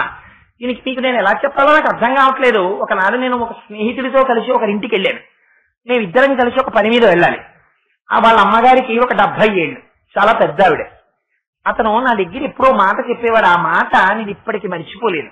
అతను అనేవాడు, కోటేశ్వరారు నేను మా అమ్మగారి పక్కన కూర్చుని, మా అమ్మగారికి 70 ఏళ్ళు వచ్చేసాయి కదా, బ్యాండేజీ గుడ్డ ఎలా ఉంటుందో అలా ఉంటుందండి మా అమ్మగారి చర్మం, గాజు చర్మంలా అయిపోయింది, అదంతా ముడతలు పడిపోతే మా అమ్మ చెయ్యి, మా అమ్మకి ఏం అక్కర్లేదండి, ఒక్క 10 నిమిషాలు నేను వెళ్ళి పక్కన కూర్చునమ్మా అని ఏదైనా మాట్లాడితే చాలా ఆ రోజు ఆవిడ అన్ని ఔషధాలు తీసేసుకున్నట్టే, అంత తృప్తి అండి ఆవిడికి.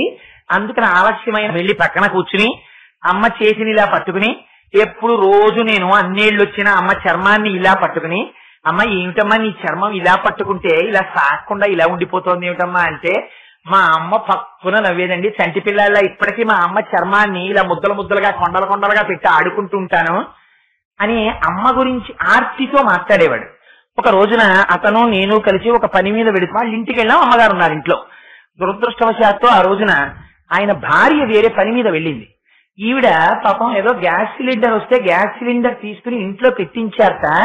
పెట్టించి తలుపు వేసుకుందామని చెప్పి ఆ తలుపు సందులో వేళ్లు పెట్టి ఆవిడ నించున్నారు. దేనికో పెద్ద గాలి వచ్చి అపార్ట్మెంట్ లో గ్రౌండ్ ఫ్లోర్ ఏమో ఆ తలుపు వేసుకుంది. వేసుకోవడంలో వేళ్లు 4 వేళ్లు తెగిపోయాయి. సగం తెగిపోయి అక్కడ ఆడుకుంటున్న పిల్లలు చూసి అయ్యో అయ్యో మా అమ్మగారికి వేళ్లు తెగాయని చెప్పి ఆ రక్తం ఆగిపోవడం కోసమని ఏదో కాస్త పంచదారో ఏదో వేసి ఆ పైన గుడ్డ కట్టి పెట్టారు. అలాగే పెడితే ఎవరో వచ్చారా పై ఫ్లాట్స్ లో ఉంటున్న వాళ్ళు, ఏమంటే మేము తీసుకెడతాం హాస్పిటల్ కన్నారట అంటే, లేదండి మా అబ్బాయి వచ్చాక పెడతానులేండి ఏం పర్వాలేదు అని పాప ఆవిడ చెయ్యి అలాగే పెట్టి కూర్చుంది. మేమిద్దరం లోపలికి వెళ్ళాం, చూడనే లేదు. అతను అన్నాడు, అమ్మ తల పగిలిపోతోందమ్మా ఇవాళ ఎండకి, ఆఫీసులో కరెంట్ లేదు, ఇతను నాకు చాలా ముఖ్యమైన స్నేహితుడు కోటేశ్వరరావు అని, ఆయన నేను వచ్చాం, అమ్మ ఒక్క 2 కప్పులు కాఫీ పెడుతూ అన్నాడు. ఈ సంగతి మాకు తెలియదు యథార్థంగా. ఆ తల్లి లోపలికి వెళ్ళి 2 కప్పులు కాఫీ పెట్టి ఈ చేతి మీద ఇలా పెట్టి పళ్ళెంలో 2 కప్పులు తెచ్చి ఇచ్చారు. ఇస్తే అదేంటమ్మా అలా పట్టుకొచ్చామే అన్నాడు అతను. అనే లోపల ఆడుకుంటున్న పిల్లలు పరిగెత్తుకొచ్చి అంకుల్ అంకుల్ మా అమ్మగారి వేళ్లు తలుపులో పడిపోయి తెగిపోయి మేము అందాక గుడ్డ కట్టాము అంకుల్ అన్నారు.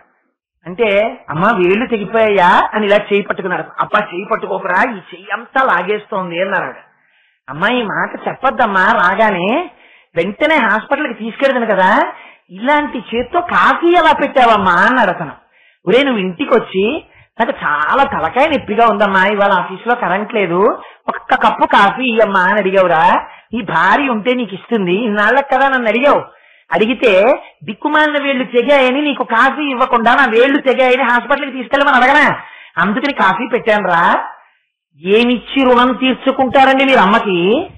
ఇది అమ్మతనం అంటే, ఇది సౌందర్యం అంటే. శంకరులు చెప్పే సౌందర్యం బాహ్య సౌందర్యము కాదు, అమ్మ యొక్క అంతఃసౌందర్యం గురించి మాట్లాడుతున్నారు శంకరాచార్యుల వారు. ఇది దరదలిత నీలోత్పల రుచ, ఆ కన్నులలో వచ్చే కాంతికి చల్లదనం తప్ప వేడి తెలియదు అమ్మ కళ్ళకి.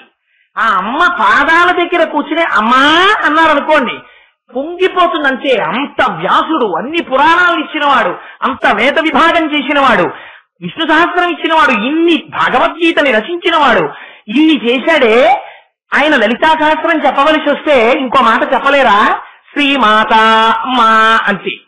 అమ్మ అమ్మే, అమ్మకి అమ్మతనమే అందము, అమ్మయే సౌందర్యము. ప్రపంచంలో అమ్మని మించిన సౌందర్యము వేరొకటి లేదు, ఉండము. అందుకని ఇది అమ్మా నీ చూపు, ఇది నీ చల్లతనం, ఇది నీ కారుణ్యం. అందుకని నేను ఎటువంటి వాడిని నీకు అనవసరం. కుపుత్రోజాయే తప్తచిదపి కుమాతాన భవతి. దౌర్భాగ్యుడైన కొడుకుండొచ్చు, అమ్మకి అన్నం పెట్టని వాడవచ్చు, అమ్మకి రూపాయి ఇవ్వని వాడవచ్చు, అమ్మ ప్రాణం పోతోందంటే ఆసుపత్రికి తీసుకెళ్ళని వాడవచ్చు. కానీ ఆ కొడుక్కి హార్ట్ అటాక్ వచ్చి హాస్పిటల్లో పెట్టారని తెలిస్తే అమ్మ నాకొక్కనాడు వాడు చూడలేదు నేను రానంటుందా అమ్మ? పరుగు పరుగున వచ్చి ఇంటెన్సివ్ కేర్ యూనిట్ అద్దంలోంచి చూసి మకరితోడపో రుమతంగ విభుని ఒకరిని దించిపోవ కాళ్ళు రాక కోరి చూచుచుండె కుంజరీ యూధంబు మగలు తగులు కారెమగువలకును. మిగిలిన వాళ్ళు గట్టెక్కి చూస్తారు. భార్యకి బ్రహ్మముడుంది కాబట్టి చూస్తుంది. అమ్మ ఒక్కతే తలుపు అద్దంలోంచి చూసి నాన్న ఇలా నేను బతకడం కన్నా నా ఆయుర్దాయం నువ్వు పోసుకు బతకరా అని ఏడుస్తుంది.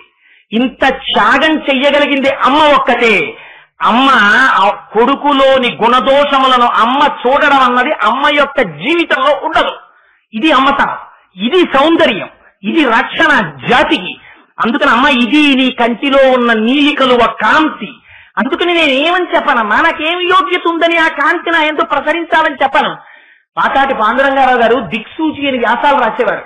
అందులో నేను ఇప్పటికి మర్చిపోలేను. నేను ఇంటర్మీడియట్ చదువుకునే రోజుల్లో ఒకసారి తీసి చదివితే అందులో ఆయన రాశారు, he who says thanks to his wife and mother is the biggest pool in my view అని రాశారు.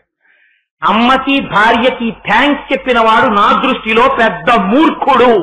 మీరు ఎన్ని మాటలు థ్యాంక్స్ చెప్తే అమ్మ రుణం తీర్చుకుంటారు. అమ్మకి థ్యాంక్స్ చెప్పి రుణం తీర్చుకోలేవు నువ్వు. అమ్మ పక్కన కూర్చుని 4 మాటలు మాట్లాడు, అమ్మా నీ చేత్తో పెట్టిన పప్పన్నం ఎంత రుచమ్మా అను. అమ్మా నువ్వు నా చిన్నతనంలో అమ్మ నువ్వు వేయించిన చెగోడీలు రుచి రాదమ్మా ఇంకా అని నువ్వు చెగోడీలు తింటూ అను. ఆవిడ వండి పెట్టలేకపోవచ్చు. 80 ఏళ్ల వయస్సులో కళ్ళు కనపడనప్పుడు ఆవిడ గ్యాస్ పొయ్యి దగ్గరికి వచ్చి నేను 4 చెగోడీలు వేస్తానే పిల్లాడికి అంటుంది. ఏం వేయగలదా? తను చెయ్యగలదా? తనకి శక్తి ఉందా? చూసుకోదు. కొడుకు తృప్తి పడాలంతే. ఇది అమ్మతనం, ఇది సౌందర్యం. కొడుకుని ఉద్ధరించడంలో అమ్మ ప్రేమ తప్ప నీ యోగ్యత అయోగ్యతలు గొప్పవి కావు. నువ్వు చెప్పలేవు వాటిని. ఇది నేర్పారు జాతికి శంకరులు. ఆవిడ పరాశక్తి స్వరూపం, ఆవిడ అంబ, ఆవిడ సాక్షాత్తు శివశక్తి. వాళ్ళిద్దరికీ భేదం లేదు. ఆవిడ తలుచుకుందా నిన్ను మాయగా తిప్పుతుంది ప్రపంచంలో. ఆవిడ పాదముల వంక తిరిగావా ఆవిడ తెరపైకెత్తేస్తుంది, నిన్ను శివుడిలోకి కలుపుతుంది. కలపడానికి నీకున్న యోగ్యత ఏమిటి? నాకు ఇది ఉంది అని అనకు. నాకు ఇంత తెలుసు అన్నావా నువ్వు భ్రష్టుడవు. ఆ మాట నాకు అమ్మ దగ్గర ఏమంటావు? భక్తితో నిలబడంటే ఈ భక్తి నీకు అలవాటైందా నిన్ను ధరిస్తుంది. ఇదే శంకరులు అంటారు శివానంద లహరిలో. నువ్వు ఎవరివైతే నాకేమిటయ్యా, వటుర్వాగేహి వాజిసిరిపి జటీవా తదితరో నరో వా యక్కశ్చిద్భవతు భవకించేన భవతి యదీయం మృత్పద్మం యది భవతదీనం పశుపతే తదీయస్తం శంభో భవతి భవభారం చ వహసి. నువ్వు ఎవరికైతే ఎవరికి కావాలి? ఇది శంకరాచార్యుల వారి ప్రశ్న. వటుర్వా, నేను ఉపనయనం చేసుకున్నాను, ఎవరికి ఎక్కువ? వటుర్వా ఎతిరపి జటీవా, నేను యతిని, ఎవరికి ఎక్కువ? నేను జనలు పెంచుకున్నాను, ఎవరికి గొప్ప? నేను గృహస్థాశ్రమంలో ఉన్నాను, ఏమిటి గొప్ప? ఇవి కాదు కావలసింది. ఇది కావాలి శంకరుడికి. యదీయం మృత్పద్మం యది భవదధీనం పశుపతే. ఒక్కసారి మీరు మీ మనస్సు అనేటటువంటి పుష్పాన్ని తీసి శంకరుడి పాదముల దగ్గర పెట్టారా, ఆయన మీ వెంట పరిగెడతాడు. నందనార్ కోసం అని వచ్చి పొలంలో నీళ్లు తోడలా, పార్వతీదేవి నీళ్లు పొలంలో పొయ్యలా, నందికేశ్వరుడు వచ్చి విత్తనాలు చల్లలా, చండీశ్వరుడు వచ్చి మూటలు కట్టలా, భగవంతుడు పరుగు పరుగున వస్తాడు. ఈ మాట నమ్మరేమోనని భక్తితో పిలిచావా, ఆయన పరిగెత్తుకు రావడానికి సిద్ధంగా ఉన్నాడు. చెప్పడం కోసం శంకరులు వెంటనే ఉదాహరణ చూపిస్తారు. మార్గావర్తిత పాదుకా పశుపతే రంగస్య కూర్చాయతే గండూషాంబు నిషేచనం పురరిపోర్దివ్యాభిషేకాయతే కించిద్భక్షిత మాంసశేష కబలం నవ్యోపహారాయతే భక్తి కిం న కరోత్యహో వనచరో భక్త్యావతంసాయకే. ఆ తిన్నడికి ఏం తెలుసు? ఆయన ఆ శివలింగానికి అభిషేకం చేయాలనుకున్నాడు. పరమశివుడికి ఆకలి తీరడానికి ఇంత పదార్థం పెట్టాలనుకున్నాడు. గబగబా నీటి దగ్గరికి వెళ్ళాడు. ఆ నీటిని అప్పటికే శంకరుడికి పెట్టడం కోసమని బాగా కాలి రుచికరంగా ఉన్నటువంటి పంది యొక్క శరీరంలో ఉన్న మాంసఖండాన్ని ఎంచుకోవడం కోసమని 4 మాంసం ముక్కలు కొరికి చూసి తన లాలాజనంతో కూడినటువంటి ఎంగిలైన మాంసం ముక్కను దాన్ని ఎడం చేత్తో పట్టుకున్నాడు, ధనస్సు పట్టుకున్నాడు. ఇంకా పట్టుకోవడానికి ఒక చిన్న పాత్ర కూడా నీళ్లతో పట్టుకోవడానికి ఉన్నవి 2 చేతులు 2 ఉన్నాయి. అందుకని ఏం చేశాడు? శివుడికి అభిషేకం చేయాలో తెలిసింది. ఆయన స్నానం చేస్తే కానీ ఏమి తిండనో అనుమానం. అందుకని ఆ ఏటిలో ఉన్న నీటిని పుక్కిట పట్టాడు. పుక్కిట పట్టి శివలింగం దగ్గరికి వెళ్ళాడు. ముందు రోజు పూజ చేసినటువంటి పువ్వులు కనబడ్డాయి. ఆ పువ్వులు తీయాలి. శివాలయంలో శివలింగం మీద ముందు రోజు అర్చన చేసినటువంటి పుష్పములను తీయడం కోసమని చాలా మెత్తటి బ్రష్ ని కూర్చా అన్నదాన్ని వాడతారు. అది తీయడం కోసమని ఏది పెట్టి తీయాలో తెలియలేదు. ఇప్పటి వరకు అరణ్యంలో ఉన్నటువంటి జంతువుల యొక్క మలమూత్రములను తొక్కి వచ్చినటువంటి తన పాదరక్ష చేత్తో తీసి ఆ పాదరక్షతో ఆ చెప్పుతో శివలింగం మీద నిర్మాల్యాన్ని తీశాడు. మార్గావర్తిత పాదుకా పశుపతే రంగస్య కూర్చాయతే గండూషాంబు నిషేచనం పురరిపోర్దివ్యాభిషేకాయతే. అభిషేకం చెయ్యాలి. ఏం చెప్తారు? రుద్రాధ్యాయం వచ్చా? అనుదాత్త స్వరాలతో పలకడం వచ్చా? తన నోటితో చెక్కినటువంటి ఎంగిలి నీటిని భూమిశాడు శివలింగం మీద. అభిషేకంగానే పరమాత్మ భావించారు. భక్తి ఆయనకి ప్రధానం. ఆ భక్తి లేనప్పుడు రమణులు అంటారు, 1,000 సార్లు నీ ఒళ్ళు గిల్లుకున్నా ఒకటే, 1,000 బిల్వార్చనని మారేడు చెట్టుని గిల్లినా ఒకటే అంటారు. అందుకని అదిగో అలా తీసుకొచ్చాడు. కండూషాంబు నిషేచనం పురరిపోర్దివ్యాభిషేకాయతి కించిత్ భక్షిత మాంసశేష కబలం నవ్యోపహారాయతి. తను ఎంగిలి చేసి భూమితో కూడి తెచ్చినటువంటి ఒక మాంసపు ముక్కను అక్కడ పెట్టి శంకరా తినన్నాడు. శంకరుడు తీసుకుని తిన్నాడు. భక్తి కిం నకరోత్యహో వనచరో భక్త్యావతంసాయకే. భక్తికి ఎంత లొంగిపోయావయ్యా? ఈ మాట విని ధూర్జటైతే గుండెలు బాధేసుకున్నాడు కాళహస్తీశ్వర శతకంలో. ఏమయ్యా, ఎంగిలి మాంసం మొక్క తినేశావా? నీకు మాంసము వాంఛయ్యేవి కరువా? నీ చేత లేడుండగా జోకైనట్టి కుఠారముండ అనలజ్యోతుండ నీరుండగా బాటంబొప్ప ఘటించు పునకన్ భక్షింపక బోయిచే ఇంగిలి మాంసం ఎట్లు చేకొంటివి శివ అని అడిగారు. ఎందుకని?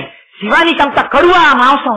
మనం ఎవరన్నా పిల్లాన్ని ఎవరైనా తెలుసున్న వాళ్ళు ఇంటికి తీసుకెళ్తే వాళ్ళు పెట్టిన 2 కాజాలు తినేసి ఇంకా పెట్టండి ఇంకా పెట్టండి ఇంకా పెట్టండి అని ఏడిస్తే ఇంట్లో ఉన్న కాజాలన్నీ పెట్టేసినా కూడా తినేసి అన్ని కాజాలు అయిపోయినా కూడా వాడు ఏడుస్తుంటే వాళ్ళు వచ్చి అయ్యో బాబు ఏడవకు మాకు తెలియదు, నువ్వు వచ్చేప్పుడు ఇంకోసారి 2 కేజీల కాజాలు ఈసారి కొనొచ్చుతాం అని చెప్తే సిగ్గుబడి మనం ఇంటికి పిల్లాన్ని తీసుకొచ్చి అంటాం, ఎరా నీకు కరువా? ఇట్లా కాజాల కోసం అలా ఏడిచేవక్కరా అంటాం. అలా ధూర్జట్ అన్నాడు పరమశివుణ్ణి, నీకు మాంసము వాంఛయేని కరువా? నీ చేత లేడుండగా జోకైనట్టి కుఠారముండ అనలజ్యోతుండ నీరుండగా ఏమయ్యా నీకంత కరువా మాంసం ముక్క తినాలని? అంత కరువైతే ధవలవపుషమిందోర్మండలే సన్నివిష్టం భుజగవలయహారం భస్మదిగ్ధాంగమీశం మృగయ పరశు పాణిం చారు చంద్రార్థమౌళిం హృదయ కమల మధ్యే సంతతం చింతయామి. ఒక చేత్తో మృగాన్ని పట్టుకున్నావు కదా, జింకని, ఒక చేత్తో పరశువు పట్టుకున్నావు కదా, ఏం లేచి వెళ్ళాలా? వంట చేసుకోవాలా? ఈ చేతితో ఉన్న గొడ్డని పెట్టి ఈ చేతిలో ఉన్న మృగాన్ని ఒక్క దెబ్బ కొట్టి ఓ మాంసం ముక్కోడి తీసి చేతిలో బ్రహ్మగారి పుర్రి ఉంది అందులో బారేసుకుని ఈ పైన రంగతుంగ తరంగ సంఘములతో రంజిల్లు ఘోషంబుతో బంగారంబకు పొగ్గుతో నురగతో పువ్వాట తుంపర్లతో భంగులు తల్పుచు జంగలించు తన ఓ భాగము నుండి దారం గంగమ్మను దర్శితే శిరమునం రంజిల్లుతుం శంకర అని గంగని పెట్టావు కదా ఆ రోజున ఆ గంగమ్మ ఉంది కదా ఆ గంగ తీసి బ్రహ్మకపాలంలో పోసుకుని ఇక్కడే ఉంది కదా అగ్నిహోత్రం మూడో కన్ను దీని మీద ఉడకేసుకుని నోట్లో వేసుకోలేవు ఎంగిలి మాంసం తింటావా అని అడిగాడు ధూర్జటి. అంటే ఏడు నిజంగా శివుణ్ణి నిందించాడనే నిందాస్తుతి స్వామి శంకరా ఇంతగా లొంగిపోతావా భక్తికి అని గుండెలు బాదుకున్నాడు ధూర్జటంతటి మహాభక్తుడు. అందుకని శంకరులు అంటారు శివానంద లహరిలో స్వామి నాకేం కావాలి నరత్వం దేవత్వం నగవన మృగత్వం వశకత పశుత్వం కీటత్వం భవతు విహగత్వాది జననం సదాత్తత్ పాదాబ్జ స్మరణ పరమానంద లహరి విహారాసక్తం చేద్రూదయమిహ కింతే నవపుష. తండ్రి శరీరం నేను చేసిన కర్మను అనుసరించి వస్తుంది, నాకు బెంగలేదు. నేను ఏనుగవని సింహాన్నవని పావునవని పుట్టనవని చెట్టునవని గట్టునవని నదినవని సముద్రాన్నవని కొండనవని ఏదవని నాకు మాత్రం సర్వకాలములయందు నీ పాదములను పట్టి పూజ చేసి చింతించేటటువంటి భాగ్యము కలిగితే చాలు శంకర, నాకు శరీరం గురించి బెంగలేదన్నారు. శంకరులంతటి వారు భక్తిని ఎలా మనం నేర్చుకోవాలో లోపల ఎలా మనస్సులో నిలబెట్టుకోవాలో నేర్పారే. అంతటి మహానుభావుడు కనుక ఇవాళ భక్తితో అమ్మవారి పాదముల దగ్గరికి వెళ్ళి నీకున్నది అని చెప్పుకోవడానికి నీకేమున్నదని చెప్పుకుంటావురా అమ్మ కటాక్షం అడగడానికి? నీకున్నదని చెప్పకు అమ్మ దగ్గరికి వెళ్ళి. ఉన్నది ఉన్నది ఉన్నది అంటూ చెడిపోతున్నావు. నాకున్నది అనకు ఏమంటావు? స్మపయ కృపయా మమపి శివే. మనకేముందమ్మా అనేనాయం ధన్యో భవతి నచతే హనిరియత. అమ్మా దీనం, నేను చాలా దీనుండమ్మా, నాకేం తెలియదు. నీ కడగంటి చూపు ప్రసరించినా బాగుపడని వాణ్ణి, అంతటి నీచుణ్ణి, అంతగా సంసారము లోపల నిండిపోయిన వాణ్ణి.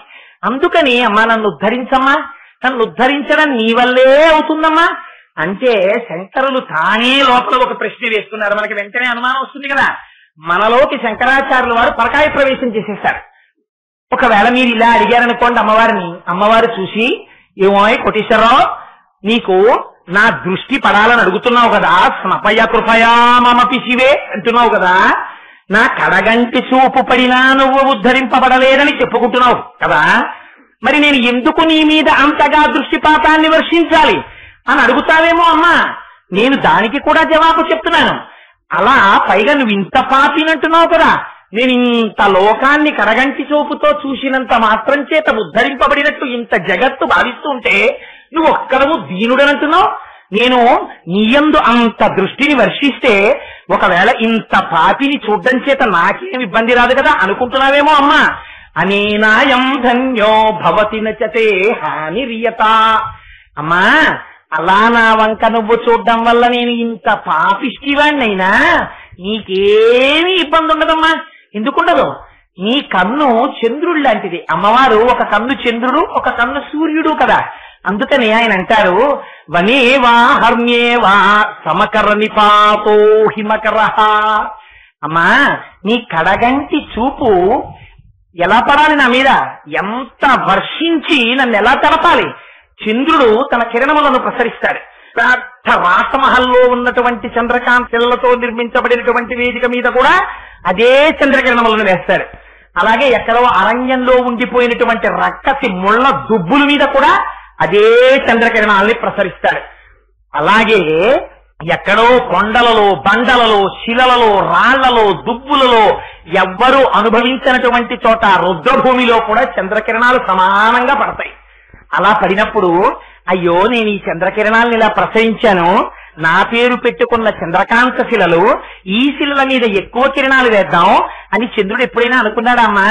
చంద్ర సంబంధం అని చంద్రకాంత శిలల మీద ఎక్కువ, లేకపోతే అదిగో ఆ రక్కసి ముళ్ళ దుబ్బుల మీద తక్కువ, శిలలతో నిర్మింపబడిన ప్రాకారాల మీద కొంచెం తక్కువ, తన కాంతి కిరణములకు నెప్పెడుతుందేమో అని కొంచెం తక్కువ, ఇలా ప్రసరించట్లేదు కదమ్మా. సమానంగా ప్రసరించడం చంద్రుడికి ధర్మం. అలా ప్రసరిస్తే చంద్రకిరణాలకు ఏమైనా హాని వచ్చిందా? ముళ్ల పొద మీద పడ్డాయి కిరణాలు, ఆ ముళ్ళు కిరణాలకు ఏమైనా గుచ్చుకున్నాయా? చంద్రుడి కంటిలో గుచ్చుకున్నాయా? చంద్రుడికి ఏమైనా బాధ పెట్టిందా? ఏమీ బాధ పెట్టలేదు. ఏ బాధ పెట్టకపోయినా నిండు పున్నమి నాడు అరుణాచల గిరి ప్రదక్షిణం చేస్తుంటే రాత్రి ఆ పున్నమి కిరణాలు చంద్రుల్లోంచి అరుణాచలం కొండ మీద పడుతుంటే ఆ పంచశిఖరాల్ని దర్శనం చేస్తుంటే అక్కడ ఉన్నటువంటి దుబ్బులు మొక్కలు రాళ్లు అన్ని కూడా పంచాక్షరి మహామంత్రం చేస్తూ తమలో తాము రమించిపోతున్నటువంటి మహర్షులలా దర్శనమిస్తుంటే ఎంత అందంగా ఉంటుందో అలా అమ్మా నీ కంటి చూపు నా మీద వచ్చి స్నపయ కృపయ నన్ను అభిషేకించేస్తే నా పాపములను కడిగేస్తే నీకు వచ్చే దోషం ఏమీ ఉండదమ్మా అంటారు శంకరాచార్యులు వారు. అమ్మ ఒకవేళ ఈ ప్రశ్న అడుగుతుందేమోనని అమ్మ అడుగుతుందా అలాగా? అమ్మ అడగదు. అడగకపోయినా ఎందుకు ఈ మాట శంకరులు అంటాం? ఏమో మనకు అనుమానం వస్తుందేమో. ఏమండి, అనుమానం ముందు తరువాత మనం ఉపాసన కదా. ఏది చెప్పినా ముందు అనుమానం. ఏమండి, రోజు దీపం పెట్టుకోండి ఇంట్లో చాలు అంటే, ఏమండి దీపం అగరపుల్లతో పెట్టచ్చా, లేకపోతే అగ్గిపుల్ల వెలిగించాలా, రెండొత్తులు ఉండాలా, ఒకొత్తు ఉండాలా, కొబ్బరి నూనె వేయాలా, నెయ్యి వేయాలా, ముందు నెయ్యి కరగాల, ఒత్తి వెలగాల, ఓ వేళ ఒత్తి ఆడిపోతే కొంపలు అడిపోతాయా? ఇన్నే మనకు అన్ని అనుమానాలే కదా. అందుకని ఏమండి మరి మీరేమో రోజు ఈ శ్లోకం చదువుకోవడానికే శంకరులు ఇచ్చారంటున్నారు. మరి ఆ శ్లోకంలోనేమో శంకరాచార్యులు వారు దీనం అన్నారు. అక్కడి వరకు నేను అంగీకరిస్తాను అనుకోండి. తెరసాట్న నేను దీనుణ్ణే, నిజమే నేను సంసారం అగ్నుణ్ణే. ఇవాళ అమ్మవారిని శ్లోకం చదువుదామంటే ఇంతటి దౌర్భాగ్యుణ్ణి, అమ్మ నా మీద కిరణాలు ప్రసరిస్తుందా, నన్ను చూస్తుందా దయతో అని బెంగ పెట్టుకుంటావేమోనని చంద్రుడితో పోల్చి, ఎందుకని అమ్మకు ఒక కన్ను సూర్యుడు, ఒక కన్ను చంద్రుడు. మొన్నటి రోజున చెప్పానే, అమ్మ కన్యములు కూడా ఒకటి సూర్యుడు, ఒకటి చంద్రుడు. అమ్మ పోషించకపోతే, అమ్మ దయతో చూడకపోతే ఎవరు చూస్తారండి? ఒక కథ చెప్తారు. ప్రియురాలు నీ తల్లి గుండె పట్టాలా అని అడిగితే నిద్రపోతున్నటువంటి తల్లి గుండె కోసేశాడు వాడు. కోసేసి ప్రియురాలికి ఇద్దామని అమ్మ గుండెకాయ ఎట్టుకుని పరిగెత్తుకుంటూ వెడుతున్నాడు ప్రియురాలి దగ్గరికి. గడప తన్నుకు పడిపోయాడు. చేతిలోంచి అమ్మ గుండె జారి పక్కన పడిపోయింది. ఆ అమ్మ గుండె లబ్డబ్బని కొట్టుకుంటూ కోసేసి బయటికి తీసేసిన గుండె కింద పడిపోతే, దుర్మార్గుడా కోసేశామని లేదుట, నాన్న దెబ్బ తగిలిందా అందుక. ఇదిరా అమ్మ దయ, ఇది దరదలిత నీలోత్పల రుచా. చంద్రశేఖర పరమాచార్యులు వారు ఒకసారి కంచిపీఠంలో తమిళంలో ప్రసంగం చేశారు. ప్రసంగం చేస్తే దాన్ని భవన్స్ వాళ్ళు ఇంగ్లీష్ లోకి ట్రాన్స్లేట్ చేశారు. అందులో ఎక్కడో ఒకసారి ఒక ప్రస్తావన చేస్తూ ఆయన ఈ మాట వాడారు. అందులో శంకరాచార్యులు వారు ఆ శ్లోకంలో వనేవా హర్మ్యేవా సమకర నిపాతో హిమకరః అండంలో శంకరాచార్యుల వారి దృష్టిలో ఆ శ్లోకముల వలన వచ్చేటటువంటి ఫలము రహస్యముగా దాచారు అన్నారు. ఏమిటిది రహస్యం? ఇంద్రుడి యొక్క కిరణములు అన్నిటి మీద పడతాయని చెప్పేటప్పుడు వనేవా హర్మ్యేవా, అరణ్యాన్ని సౌధాన్ని రెండింటినే ఎందుకు ఎంచుకున్నారు మేడని? మూకుడు కూడా పంచశతిలో రాసేటప్పుడు ఈ రెండు మాటలే వాడాడు. వనేవా హర్మ్యేవా, ఈ రెండింటినీ మార్చి వనమునకు విపినమన్నాడు, హర్మ్యమునకేదో సౌధం అన్నాడు అంతే తప్ప ఆ రెండు మాటలే వాడాడు. ఈ రెండు మాటలే వాడడం వెనకాతల ఉండేటటువంటి రహస్యాన్ని పరమాచార్యుల వారు ధ్యానం చేసి ఈ శ్లోకాన్ని ప్రతిరోజు అమ్మవారి పాదాల దగ్గర చెప్పుకుంటే ఒక గొప్ప ఫలితం వస్తుందని ఆవిష్కరించారు. ఏమిటో తెలిసాటంటే, వనేవా హర్మ్యేవా అంటే ఆయన అన్నారు, మనం అడవికి వెళ్ళాం. ఎందుకు వెళ్ళాం? ఎవరైనా ఊళ్ళో ఇల్లు కట్టుకుంటారు కానీ, కోటేశ్వరరావు మీకు దండకారణ్యంలో 500 గజాల స్థలం బ్రహ్మాండమైంది ఏర్పాటు చేశామండి, మీకు పాలరాతి మేడ కడతాం అక్కడ, అందులో ఉంటారా అని అడిగారు అనుకోండి. బాబు 150 రూపాయలు ఇచ్చి పూరిపాకలా ఉంటాను కానీ దండకారణ్యంలో నేనెందుకు ఉంటానండి అంటాడు. సుందరకాండలో వాల్మీకి మహర్షి చాలా అందంగా మాట్లాడతారులేండి. అందులో మాట్లాడుతూ ఆయన అంటారు, సంకల్ప వృక్ష ప్రతిమో వసంత యువమూర్తిమా అన్నారు, శ్మశాన చైత్య ప్రతిమో భూషితోపి భయంకర అన్నారు. రావణాసురుడు అన్ని ఆహారాలు వేసుకుని అమ్మవారి దగ్గరికి వస్తే చూడ్డానికి ఎలా ఉన్నట్ట? ఇన్ని హారాలు వేసుకున్న శ్మశానంలో కట్టినటువంటి భవంతిలో ఉన్నట్టు వాడు. ఎవడుంటాడు అందులోకి వెళ్ళి? వీడి దగ్గరికి వచ్చేవాళ్ళు ఎవరు ఉండరు. ఎందుకని? వాడి దగ్గరికి వెళ్ళాలంటే వాడంత భయంకరమైనటువంటి మనిషి. అలా ఎవరైనా అరణ్యంలో ఉంటారా? వనమునందు ఉండరు. ఎందుకుండరు? వనం అంటే భయం కనుక. అక్కడ మన శరీరమును కబళించేటటువంటివి ఉంటాయనేటటువంటి భయం. శరీరమునందు ప్రీతి చేత అక్కడ క్రూర మృగాలుంటాయి, ఏదో తేళ్లుంటాయి, జర్రీలుంటాయి, పావులుంటాయి. అబ్బో అడవిలో ఎక్కడుంటామండి. అందుకే సాధారణంగా నానుడు ఏమనొస్తుంది, ఆయన ఎక్కడ కట్టాడో తెలుసండి ఇల్లు, కాకినాడలో ఉన్నాను అంటారు కానీ అడవిలో కట్టాడు ఇల్లు తీసుకెళ్లి అంటారు. అడవిలో కట్టాడంటే ఏంటి? పాప ఆయన స్థలాలు కొనుక్కోలేక ఊళ్ళో ఎక్కడో ఊరు చివరి ఎక్కడో లేఅవుట్ చేస్తే అందులో ఒక్కడో ముందు కట్టుకుని హెచ్బిఏ కొంచెం కలిసి వస్తుందని కాస్త రిటైర్ అయిపోయే లోపల ఇన్స్టాల్మెంట్ తక్కువ పడుతుందని అక్కడ కట్టుకున్నాడు ఇల్లు. అడవిలో కట్టాడంటారు. అందుకని అడవి అంటే ఏమిటి? అడవి భయమునకు సూచన. సంసారుల యొక్క దృష్టిలో. శ్లోకం ఎవరి దృష్టితో రాశారు? సంసార మగ్నుడైన వాడు అమ్మ యొక్క దృష్టిని అపేక్షించడానికి, అమ్మవారి యొక్క దృష్టి తన మీద పడాలని అడగడం ఎలాగో మనకి చేత కాదని మన చేత చెప్పించడానికి మామపి శివే అని వాడి శంకరులు భిక్ష పెడితే ఆ శ్లోకాన్ని దానికి ఫలమేమిటి రావాలి? వనేవా ఆ భయాన్ని ఇప్పటి వరకు ఉన్నటువంటి భయం ఏదుందో ఆ భయమునకంతటికీ కారణం ఏమిటి? శరీరమునందు అపారమైన తాదాత్మ్యత. ఇందాక వారు అన్నారే ప్రపంచములో రెండున్నాయి అనేటటువంటి అజ్ఞానము. ఈ అజ్ఞానము పోయిందా? హర్మ్యేవా. ఒకసారి అజ్ఞానం పోయిందనుకోండి, పోతే ఏమవుతుంది? అలా కాకుండా సంసారమగ్నుడై హర్మ్యములో ఉన్నటువంటి వాడికి కేవలము కోరిక చేత సుఖము దుఃఖము. అందుకే అమ్మవారి చేతిలో పట్టుకునేటప్పుడు ఎప్పుడు కూడా ఆ రాగస్వరూప పాశాధ్యాక్రోధాకార అంకుశోజ్వల మనో రూపేక్షుకోదండ పంచతన్మాత్రసాయక ఆ నాలుగే పట్టుకుంటుంది ఎక్కడ పట్టుకున్నా. ఎవరికి జ్ఞానం కలిగినటువంటి వారికి అమ్మ దర్శనం ఇవ్వనివ్వండి, ఆ నాలుగిటితోటే దర్శనం ఇస్తుంది. మొన్న చెప్పా ఈ 4 మన్మధుడి చేతిలోకి వెళ్ళాయా పతనావస్థకి తీసుకెళ్తాడు. ఈ 4 అమ్మవారి చేతిలోకి వచ్చాయా జ్ఞానం వైపుకి తీసుకెళ్లిపోతుంది. ఎవరికి దర్శనం అవనివ్వండి అమ్మవారిని, ఇదే చెప్తారు శ్లోకం. కాళిదాసు గారికి అమ్మవారి దర్శనం ఇచ్చింది. వెంటనే వారు ఏమన్నారు? మాణిక్య వీణాం ఉపలాలయంతి మదాలసాం మంజుల వగ్విలాసాం మహేంద్ర నీలజ్యుతి కోమలాంగి మతంగ కన్యాం మనసా స్మరామి చతుర్భుజే చంద్రకళావతంసే కుచోన్నతే కుంకుమరాగశోణి పుండ్రేక్షుపాశాంకుశ పుష్పబాణహస్తే నమస్తే జగదేకమాత. ఆ 4 ఆ 4 ఆయుధాలతోనే కనబడుతుంది. ఎందుకని? రాగాన్ని ద్వేషాన్ని తీసి మనస్సుని లయం చేసి తన పాదముల వైపుకి తిప్పుకుని శివజ్ఞానమిచ్చి శివునిలో కలుపుతోంది కనుక ఇది అమ్మవారి యొక్క దయ.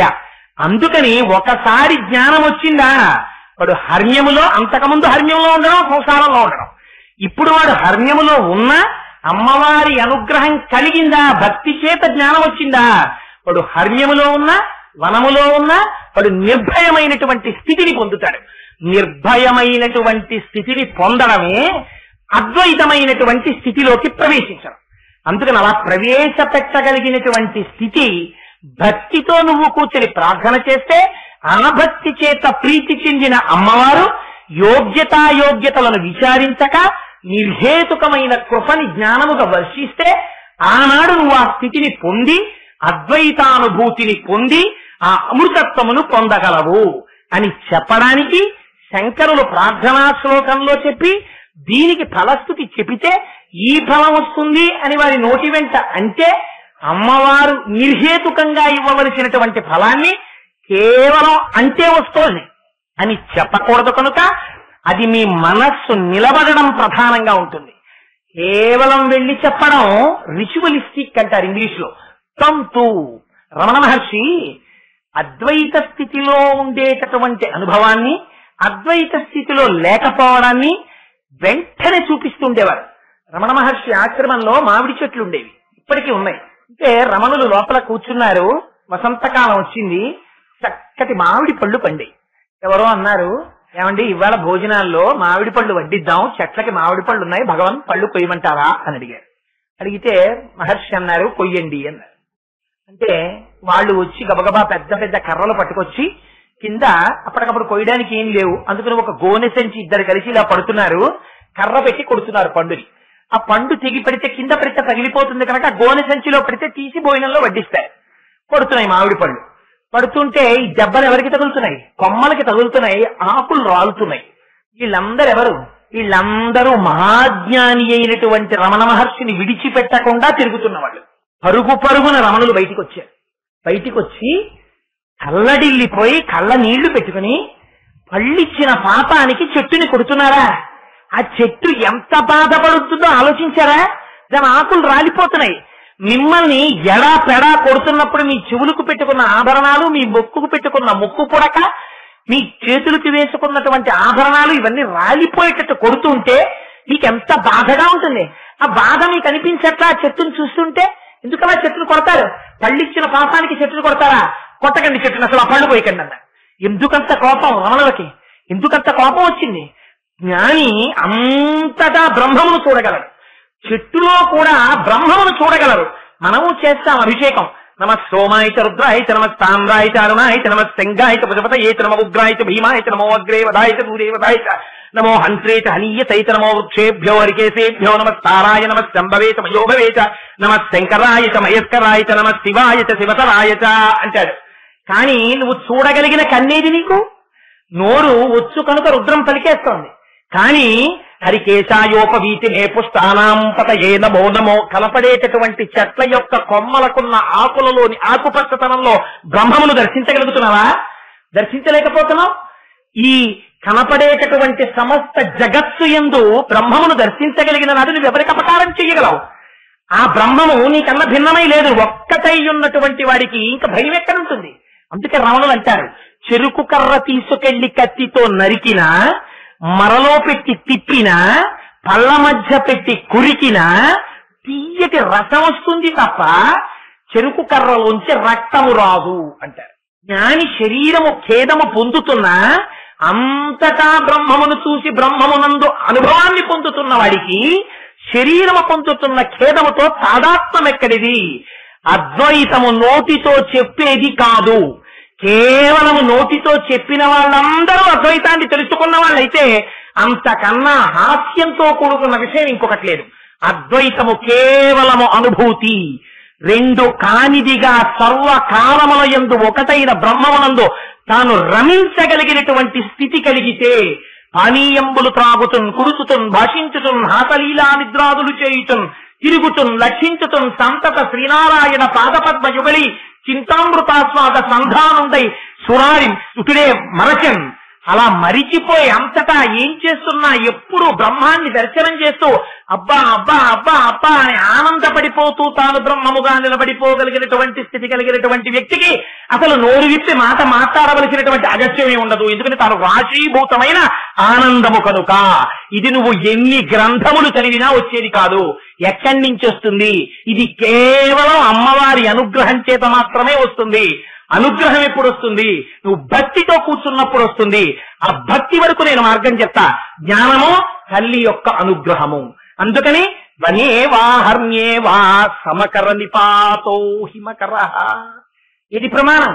అర్హత ఇది నిర్ణయించవలసినది అమ్మా అని ఇన్ని రహస్యాల్ని అందులో పెట్టి మనం ఆ ప్రార్థన చెయ్యలేమని శంకర భగవత్పాదులు ఒక పరమాద్భుతమైనటువంటి శ్లోకాన్ని మనం ప్రతిరోజు ప్రార్థనా శ్లోకంగా అమ్మవారి పాదముల దగ్గర కూర్చుని విజ్ఞాపన చేసుకోగలిగినటువంటి శ్లోకాన్ని చెప్పుకోవడం కూడా చేతకాని వాళ్ళం కనుక, ఎప్పుడు సంసారం అనేటటువంటి దాంట్లో పడి మగ్నులమై కొట్టుకుంటున్నాం కనుక, ఎల్ల శరీరధారులకు ఇళ్లను చీకటి నోతి లోపలం త్రెళ్ళక వీరు నేనును మతి భ్రమణంబున భిన్నులై ప్రవర్తిల్లక సర్వమున్నాతని దివ్య కళామయమంచు విష్ణునందుల్లము చేర్చితారడవి నుండుట వేలు నిశాచరగ్రణి అంటారు ప్రహ్లాదు హిరణ్యకశిపుడితోటి.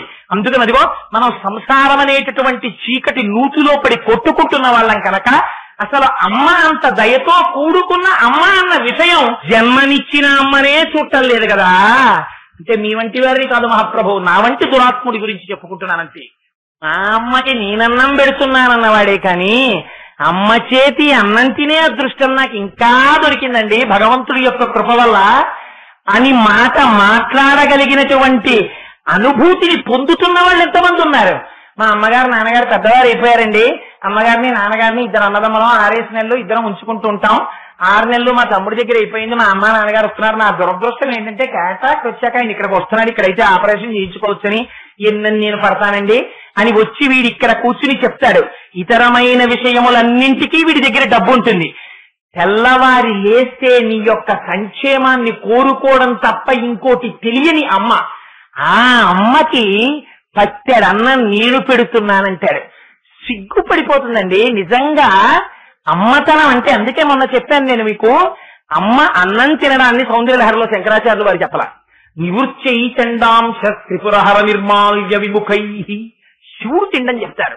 అమ్మ తాంబూలం వేసుకుంటుంది. అమ్మ తినడం అంటే పిల్లలు తినడం, అమ్మ తినడం. ఎవరైనా మీరు చూడండి, ఇది అందరికీ అనుభవైక వేద్యం. తల్లులందరికీ పిల్లలు అమ్మ జంతికలు వేస్తూ ఉంటుంది. పిల్లలందరినీ పిలిచి అందరికీ తలకో జంతిక పెడుతుంది, వేడి జంతికలు. వీళ్ళు కూర్చుని అవన్నీ నలిపేసి పరపర పరపర పరపర తినేస్తారు. మళ్ళీ రెండో వాయి వేసి మళ్ళీ ఒక్కొక్క జంతిక పెడుతుంది. పెట్టేసిన తర్వాత అమ్మ చాలా బాగున్నాయమ్మా, చాలా బాగున్నాయమ్మా అని తినేస్తాడు. తినేసిన తర్వాత ఇంత పిండి ముద్దు ఉంటుంది గిన్నెలో. ఉన్నాక అందులో ఎవడో ఒక యోగ్యుడైన సంస్కార బలం ఉన్న కొడుకు అంటాడు, అమ్మా నేను ఇన్ని జంతికలు తినేసాం, ఇంక ఇంతే పిండి ఉంది, అమ్మ నువ్వు తినలేదమ్మా అంటాడు. అంటే అమ్మ అంటుంది, నాన్న నా కడుపు నిండిపోయిందిరా అంటుంది. అదేంటమ్మా నువ్వు తినలేదు కదమ్మా, నీకు ఎలా నిండిపోయిందమ్మా అంటాడు కొడుకు. అంటే నాన్న మీ అందరూ తిని సంతోషిస్తే నేను తిన్నట్టు కదా, నా కడుపు నిండిపోయిందిరా అంటుంది. అమ్మ కడుపు నిండడం మీ ప్రేమ చేత నిండుతుంది. ఇది పరమభక్తి. లౌకికమైన అమ్మకే అంత ప్రేమ ఉంటే ఆ అమ్మ ఇన్ని బ్రహ్మాండములను కన్నా అమ్మ, ఆ అమ్మ పాదాల దగ్గర కూర్చుని అయ్యో అమ్మా నేను ఇలాంటి వాడిని అమ్మా ఒక్కసారి చూడమ్మా అనడం కూడా మనకి రావట్లేదని మనయందు దయతో శంకరులు మన కోసమని మామపిచివే అంటూ ఇచ్చిన పరమ పవిత్రమైన శ్లోక రూప అమృత గుళిక. కానీ ఇంకా ఇవాళ మళ్ళీ వేరొక శ్లోకాన్ని ప్రారంభించేస్తే పూర్తి చేసేటప్పటికి మీ అందరికీ ఇళ్లకి వెళ్ళడం కొంచెం క్లేశం అయిపోతుంది. కాబట్టి నేను రేపటి రోజున మళ్ళీ వేరొక శ్లోకాన్ని విజ్ఞాపన చేస్తాను. ఇవాళ బ్రహ్మశ్రీ గరికపాటి నరసింహారావు గారు వచ్చి ఇక్కడ కూర్చోవడమే నా దృష్టిలో అమ్మవారు వచ్చి కూర్చుని విన్నట్టు. ఆవిడ కావ్యాలాప వినోదిని కదా, అవతలవాడు చెప్పగలిగిన సమర్థుడా అని అమ్మ చూడదు. అమ్మ ఏం చేస్తుంది, స్తోతారం తముశంతి దేవి కవయో యో విస్ఫురణీతే గుణాం స్తోతవ్యస్య తతశ్చతే స్తుతిదురామయ్యేవ విశ్రామ్యతి యస్మాత్ తస్మదమర్షదీయ పణితి స్వీకారతస్యే గుణాః క్షాంత్యౌదార్య దయాదయో భగవతి స్వం ప్రస్తు వీరాన్ తథాన్ అంటారు పరాశర భట్టర్లు శ్రీగుణరత్న కోశంలో. మనకేమొచ్చమ్మా నీ గురించి మాట్లాడడం, నాకేం చేత కాదు. అయినా నేను 4 మాటలు చెప్తుంటే అందులో ఒప్పులున్నా తప్పులున్నా అయ్యో నా బిడ్డడు నా గురించి చెప్తున్నాడని అంత వ్యాకరణం నేర్చుకున్న మహాపండితుడైనటువంటి వాడు వచ్చి 2 చెవులు పట్టుకుని తండ్రి గారి దగ్గర ప్రవర చెప్పుకుని పాదాలు పట్టి నమస్కారం చేసి కూర్చుని వ్యాకరణ శాస్త్రం నేర్చుకుంటున్న కొడుకుని చూసి మురిసిపోయిన తండ్రి కన్నా వచ్చిరాని మాటలతో మహాపండితుడైన తండ్రి దగ్గరికి వచ్చి నాన్న నాన్న ఇలా చూడు అని ఏకవచనం ప్రయోగం చేసినటువంటి కొడుకుని చూసి మురిసిపోయినటువంటి తండ్రి తొడ మీద కూర్చోబెట్టుకున్నట్టు వచ్చిరాని మాటలతో చెప్పేటటువంటి నా మాటలను స్వీకరించడంలో నీ దయా నీ కారుణ్యం బయటికి వచ్చాయమ్మా, నా ప్రజ్ఞ ఉందంటారు పరాశర భట్టర్లు. అందుచేత ఇదిగో అటువంటి తల్లి కనుక ఇంత ధైర్యంతో కూర్చుని 4 మాటలు చెప్పగలుగుతున్నాం. ఆ అమ్మే ఇవాళ కావ్యాలాప వినోదిని కనుక తన భక్తులైన వారు చెప్తున్నటువంటి మాటలు విని మురిసిపోయేటటువంటి తత్వమున్న అమ్మ కనుక అమ్మగా వచ్చి ఇక్కడ కూర్చుంటే మనం హడిలిపోతామేమోనని సాక్షాత్తుగా దానికి తగినటువంటి ఉపాధిలో మాత్రమే రావాలి కనుక ఇంత కాకినాడ పట్టణం ఉన్నా అలా కూర్చుని తల ఆడించడానికి బ్రహ్మశ్రీ గరికపాటి నరసింహారావు గారు అనబడేటటువంటి శరీరమే యోగ్యమైనదని ఆయన రూపంలో అమ్మవారి ఇవ్వాలొచ్చింది. అందుకని వారిని అమ్మవారిగానే నేను సంభావిస్తూ ఆయన పాదములకు సాంజలి బంధకంగా శిరస్సు తాటించి పునః నమస్కరిస్తూ మంగళాశాసనపరై మదాచార్య పురోగమై సర్వైశ్చ పూర్వైరాచార్యై తత్కృతాయాస్తు మంగళం. మంగళం కోసలేంద్రాయ మహనీయ గుణాత్మనే చక్రవర్తి తనూజాయ సర్వభౌమాయ మంగళం. ఉమాకాంతాయ కాంతాయ కామితార్థప్రదాయినే శ్రీగిరీశాయ దేవాయ మలినాథాయ మంగళం. కరచరణ కృతం వా కర్మ వాక్కాయజం వా శ్రవణనైనజం వా మానసం వాపరాధం విహితం వా సర్వమేత్తక్షమస్వ. శివ శివ కరుణాబ్ధే శ్రీ మహాదేవ శంభో. సర్వం శ్రీ